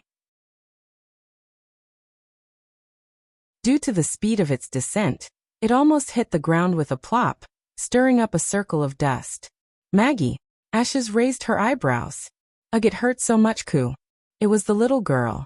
She got up from the ground and rubbed her head. "Did I see wrongly just now?" Maggie and bye she is. If it wasn't for the hair color, I would have thought it was lightning." "You weren't mistaken. I did fly up just now." Tilly smiled and rubbed her cheeks. "So, are the witches of Sleeping Island living well in Border Town?" "Very good, Koo. They all asked me to deliver letters to you." Maggie rummaged through the letters in her satchel. "This is Lotus's, this is Evelyn's, and this is His Royal Highness's." Tilly was slightly startled. She saw that His Royal Highness's letter was half a finger thick, and it was wrapped tightly, looking more like a parcel. It was a little heavy in his hand. Obviously, it contained more than a simple letter. "Thank you for your hard work." Ashes took out half a wheat cake, broke off a small piece and handed it to Maggie. Maggie shook her head, stuffed a handful of dried fish into her mouth, and said vaguely, "I'm going to play with Molly." Then she transformed back into a giant white pigeon, flapped her wings and flew out of the garden. "Why do I feel that after not seeing her for a month, she has become even bigger?" "I have the same feeling," Tilly laughed. "Probably because life in Border Town is really good." Back in the house, she tore open the letter sent by Roland Wimbledon. She found that in addition to the letter full of content, the rest of the dozen or so pages were unexpectedly filled with lifelike drawings. "What is this?" Ash's question was also the doubt in Tilly's heart. She shook her head and spread out the drawings one by one. The content was somewhat unbelievable. The background was like an evening in the wilderness. Under the blood-red sunset, two terrifying monsters were fighting with a group of witches. The witches were obviously at a disadvantage. Their abilities seemed to have lost their effect. Whether it was a poisonous snake or a fireball, they were unable to stop the enemy. When she saw the last picture, several witches had already fallen into a pool of blood. Tilly frowned. The scene in front of her was undoubtedly drawn by the witches. Only magic could create such a lifelike image. But, were these just simple paintings, or had they really happened before? She grabbed the letter uneasily and quickly skimmed through it. Soon, Tilly felt her heart tighten. The repeated word in the letter made her hands tremble slightly. Devil. What's wrong? Ashes held her wrist. What's written in the letter? The past of the Witch Cooperation Association. She patted the back of her hand, indicating that she was fine. They once searched for the Holy Mountain in the barbarian land. You should still remember the Holy Mountain, right? Yes, according to the legend, the Holy Mountain is the final resting place of witches. You can find true peace and tranquility in the Holy Mountain, but this is just an illusory rumor, Ashes said disapprovingly. We can also live peacefully on Sleeping Island. The demonic bite is a lie made by the church. But Haraka believes that the Holy Mountain really exists, and she once found an ancient book in the ruins of the Eastern Forest. She believed that the gate to the Holy Mountain is in that forbidden area, where no one has ever set foot. So she led the Witch Cooperation Association to cross the impassable mountain range, and went to the barbarian land. However, the witches didn't find the Holy Mountain, but instead encountered a terrible monster. Tilly whispered. The kind in the painting? Ashes sucked in a breath of cold air. Yes. Her expression was somewhat heavy. The letter said that they had amazing strength, agility, and could command demonic beasts. One of them could also release lightning from her hands. Just like the witch's ability. In the end, more than 40 witches, only 6 of them survived. Later, they were driven into a corner, and decided to rely on the Lord of Border Town. So it was actually like this. Also, what I don't understand is that at the end of the ancient book, there was a scribbled essay written in the language of the 4 kingdoms. Tilly turned to the back of the letter. It mentioned the Holy City, the war with the devil, and Alice's God's Punishment Army experiment. It should be something that happened more than 400 years ago. But since they know the language of the 4 kingdoms, why did they use a completely different language to record documents and books? After thinking for a long time without any results, the 5th princess simply put all these things aside and took out Sylvain's letter, intending to first understand the results of the investigation of the Lord of Border Town. As a result, the first sentence of the letter made her stunned, even more shocked than when she saw the word devil.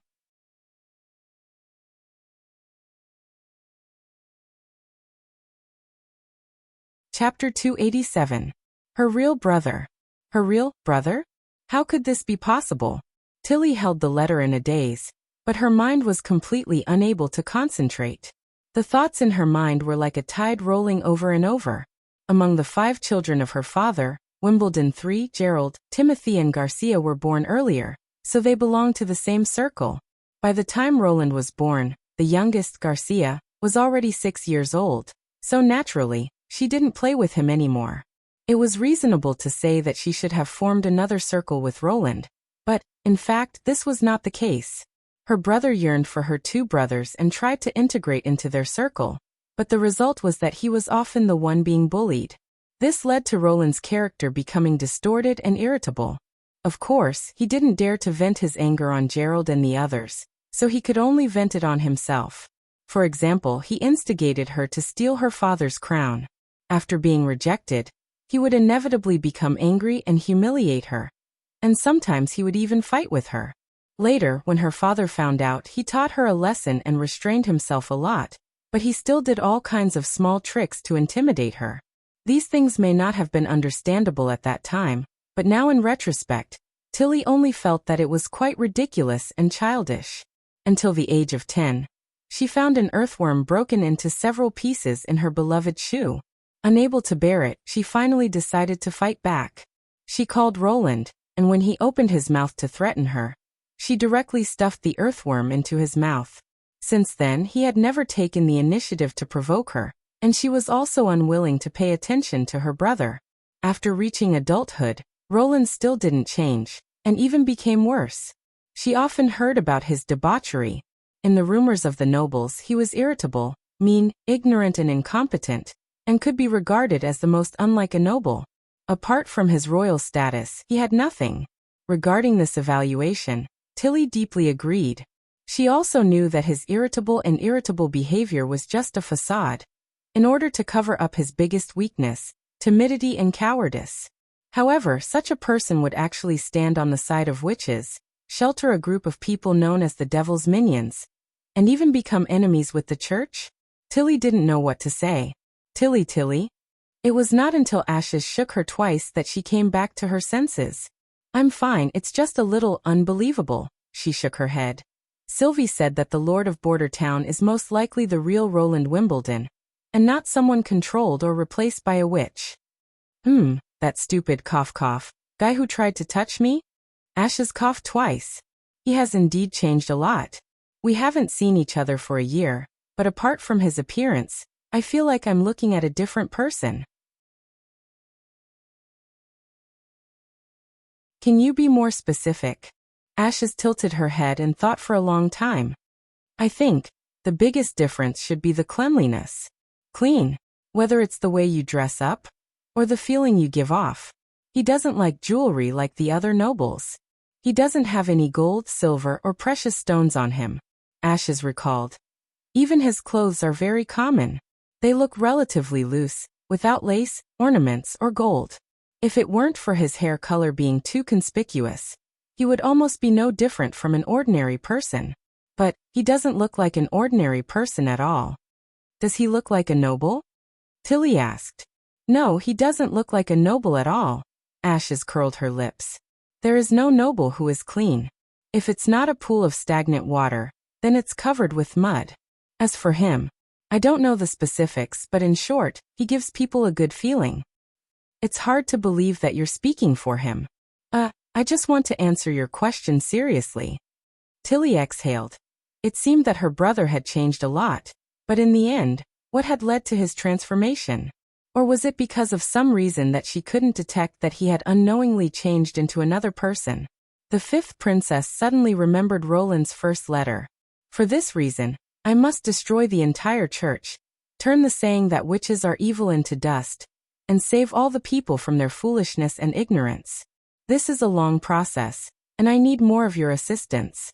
As for what made me make this decision, and what made me no longer as indifferent to everything as I was in the past, I can slowly talk about these trivial matters in detail when I have the opportunity. Perhaps only when I see him in person will I know the real reason. Withdrawing her thoughts, Tilly shifted her gaze back to the letter. The second half of the letter was about what Sylvie had seen and heard in Border Town. The original reason why Roland had chosen her was to explore the mineral resources, but in the North Slope mine, she had found a large number of god stones of retaliation. It turned out that this kind of stone that could suppress the witch's ability was the same as other ores, growing from the ground. So the holy city of Hermes must also control such a vein, which could produce a steady stream of god stones of retaliation. Further down, another message caught her attention. It was a weapon that could shoot iron balls and bolts from an iron tube. It was extremely powerful and was accompanied by a deafening roar. Although Maggie and Ashes had both mentioned such a thing, it was the first time that she had seen such a detailed description of it. There was even a hand-drawn diagram at the bottom of this paragraph. Oh, so this is what the thing that shot me looks like. Ashes moved her head closer to Roland's. Since he's an ally, you can ask him to send a batch of weapons to Sleeping Island in his reply, saying that it's to defend against the church. If he is not willing, this ally is probably not as reliable as you think. Allies don't mean that they are defenseless, Tilly said with a smile. This kind of weapon is obviously his foundation. How can he easily give it to others? This kind of test will only destroy the trust that was built up with great difficulty. And I didn't write Molly and Wind Whisper in the list of witches' abilities that I gave him. Moreover, this winter we will go to Border Town anyway. When the time comes it will be easier to talk face to face, won't it? Well, Ashes spread out her hands and said, Whatever you say. Tilly smiled and continued to read the letter. When her line of sight swept to the end of the letter, she could not help but be stunned. Roland actually invented a kind of underwear for women's breasts, and gave it as a gift to every adult woman in the witch union? This was simply too preposterous. One must know that giving intimate clothes is something that only lovers do. How can he wait? Tilly suddenly remembered that when he was in King's City, it seemed that he had also given corsets to some noble ladies, and some of them had even been directly thrown in his face, becoming a laughingstock among the nobles. This is indeed something that he would do. Tilly suddenly felt conflicted. On the one hand, he was more in line with the image in her memory, but on the other hand, she felt that it would be better if he didn't.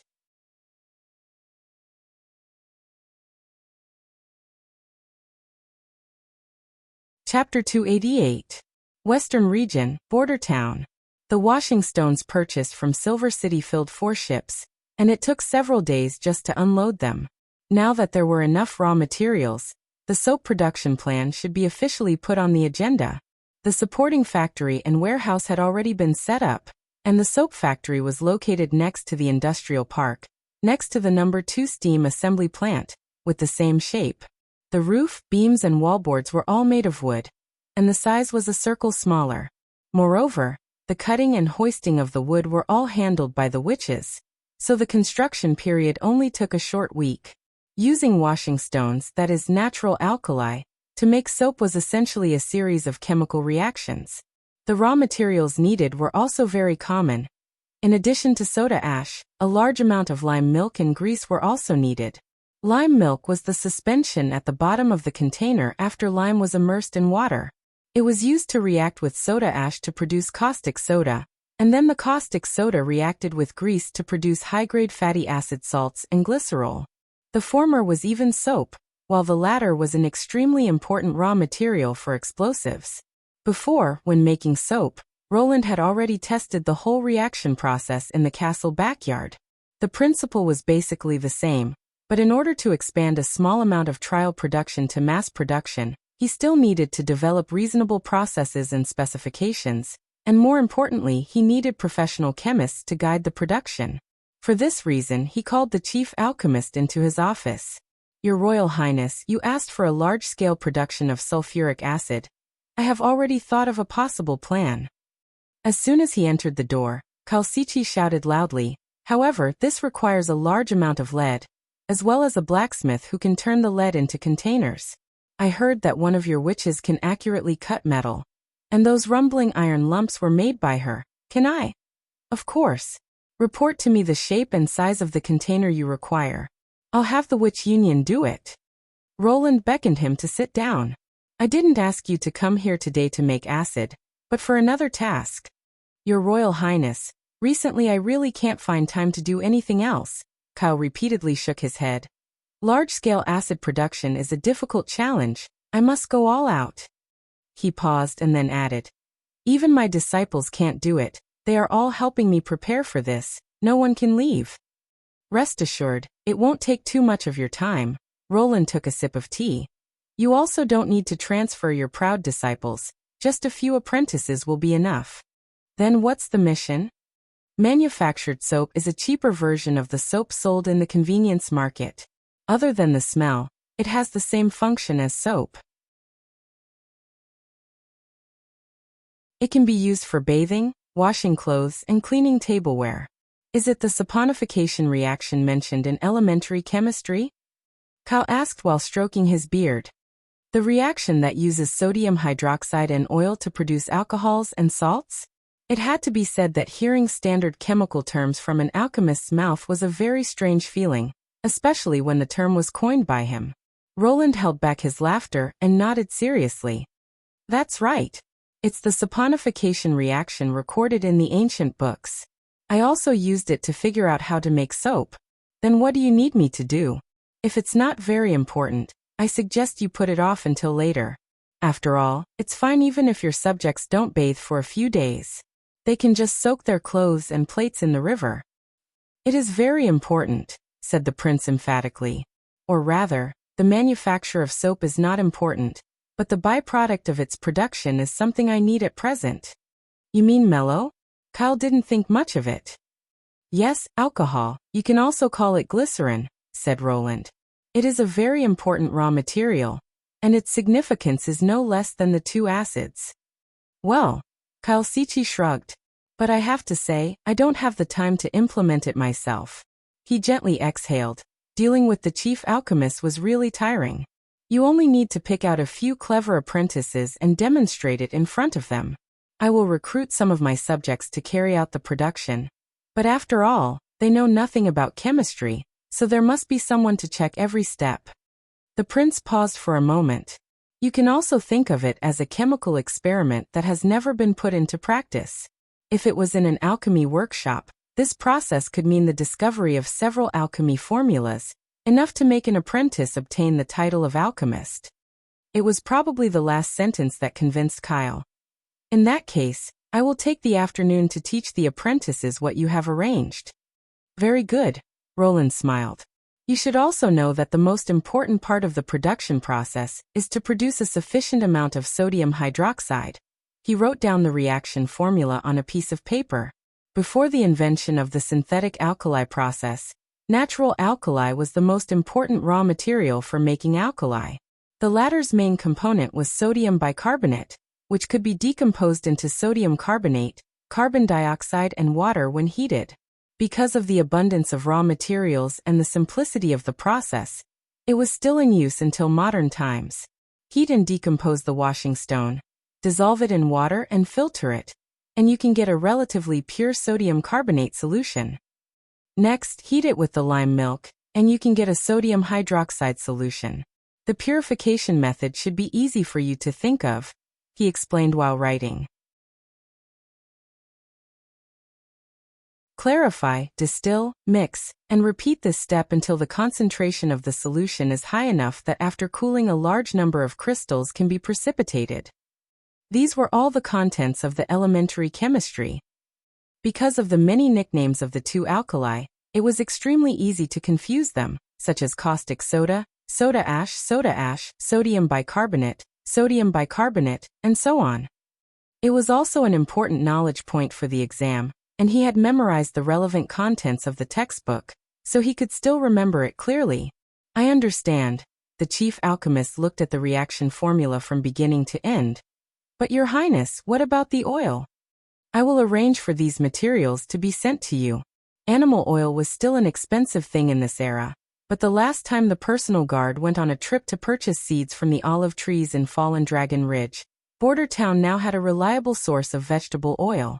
Although they were currently only growing them on a small scale in the castle's backyard.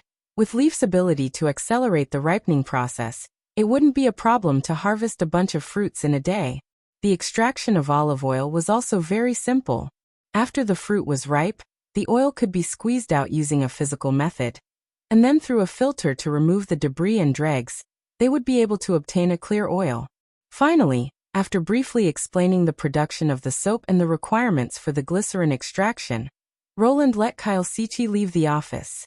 In this way, when the soap factory started operating, he would have a stable source of glycerin. You're tuning in to the Lime's Wuxia Whispers YouTube channel. We're so grateful for your support, and don't forget to subscribe to join us on this incredible journey through captivating stories. Your generosity through donations truly makes a world of difference, as it's the primary source of revenue that allows me to expand and enhance this channel for you. Thank you from the bottom of my heart for being a part of this adventure.